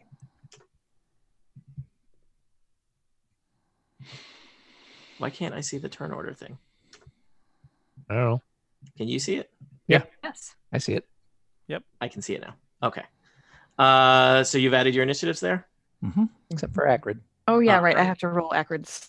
And I don't see me in there. Oh, That's because you died on the way up the stairs. Oh no. Down the stairs. You died of old You age. tried while to go talking up about the opening stairs door. again, and then you died. And you die when you roll initiative, you die in real life. that's none of that makes any sense. No. Do you see yourself now? Great. Where do you see yourself? Yeah, at the All bottom of right. the stairs. So who is first? Me? I believe that's Peter. All right, Peter, you see a huge battle raging between, looks like a half dozen scoundrels and a half dozen lizard men. What will you do? I will walk into the room and hit a scoundrel because I don't like these guys. You're going to hit the scoundrels? Yeah, could they be our attacked chance. us. To convince them to talk to us about Enda. All right, Well, Peter we can leave charges one into alive. the room. Unfortunately, it seems like you don't have a lot of time to discuss this as Peter charges in the room and attacks a knee breaker. Give me an attack, Peter. Still not saying anything cool. 18 versus AC. All right, give me damage. That's cool. 7. Okay. It's a confusing battle cry. But Who's better? next? And he. I am. 18 As versus well. AC! And are there three knee breakers? How many knee breakers are in here? There's an assortment of knee breakers. Oh, there's an assortment. Well, I'm going to make this guy my target of my divine sanction. All right. Okay. I should be next, though I disappeared from the turn order. I'm sorry. Let's just keep it moving. That's So yeah, go next. All right. So Peter went in to fight. So I'm going to go and fight. So 1, 2, 3. What do I see here?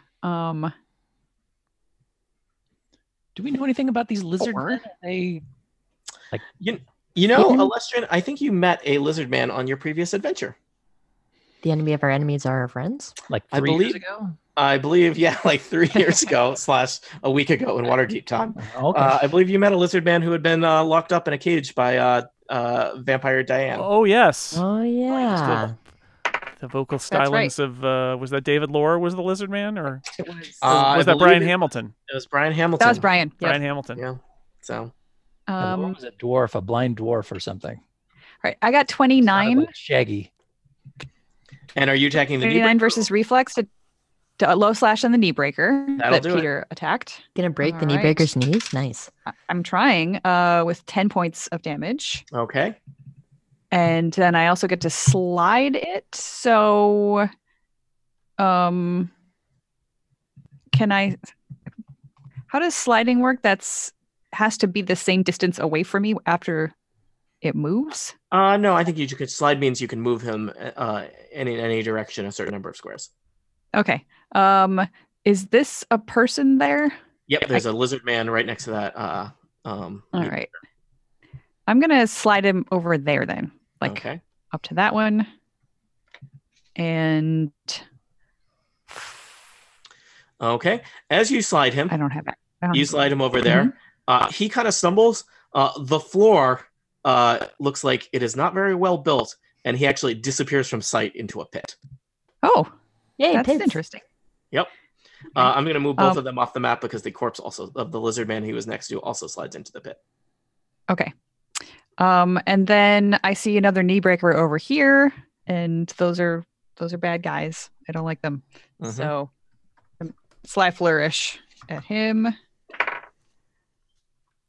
26 versus AC. Okay.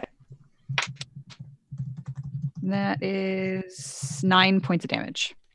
And that's it. Okay. All right. Noted. Acrid. Acrid, Acrid. it's not Acrid's turn. You've skipped No, it's Malik not. and Olestrin. That was Sorry, the old. I've got everyone in the order twice, so I've got their old order. Melik. Olestrin goes before me. His dex is definitely better than mine. Olestrin. Whoopee! Hey, who's the guy I shot before? The guy that fell in the pit or Kneebreaker 1 over there? I think Kneebreaker 1 over there. I like to finish what I start, so I'm going to. Are these doors open in front of me here? Yep. I'm going to plug 2 arrows into Kneebreaker 1 over there. All right. I'm going to make an effort to anyway. This is just a regular twin strike. Is he your quarry? He is now. I just made him my quarry. Excellent. That first one's a crit, which remind me what that is. Is that max damage? Yes. Yes. Okay, then he will take 13 damage from that arrow plus 4 quarry damage. Okay. He is in trouble. Well, An he's about arrow to is- get hit with another arrow. An arrow, is that what happens when you like miss with an arrow? And that's a 17 versus AC. Does that hit? That does. His AC is 17. Good deal. So that will do 11 damage. All right. He is in trouble. Melik. I will walk into the room so I can see that knee breaker on the upper right. He's like knee breaker 8 or something. Yep. And I will cast hypnotism on him. Didn't Kneebreaker 8 fall in the pit? No, knee breaker. That was I thought, he Kneebreaker. was, I thought he was moved off the map. Oh, okay. This is also a Kneebreaker here. So Hey, south of where? Kneebreaker 1. I'm zoomed in. I can see. Okay, knee breaker 1. Fine. I'll hypnotize knee breaker 1. Okay. Look out. 25 versus your will. That'll do it. What does Kneebreaker 1 do? I'm going to choose the effect slide the target up to 3 squares. Is that into a pit? Yes. Can you slide him through the lizard man? Yeah, we'll say it happens. Kneebreaker 1 like takes off across the floor, darts past a lizard man who looks surprised. If it makes and, any difference, Melik, as to your choice of guys, that guy's already pretty hurt. Well, now he's dead. Don't worry about it. And Rizwin, Yes.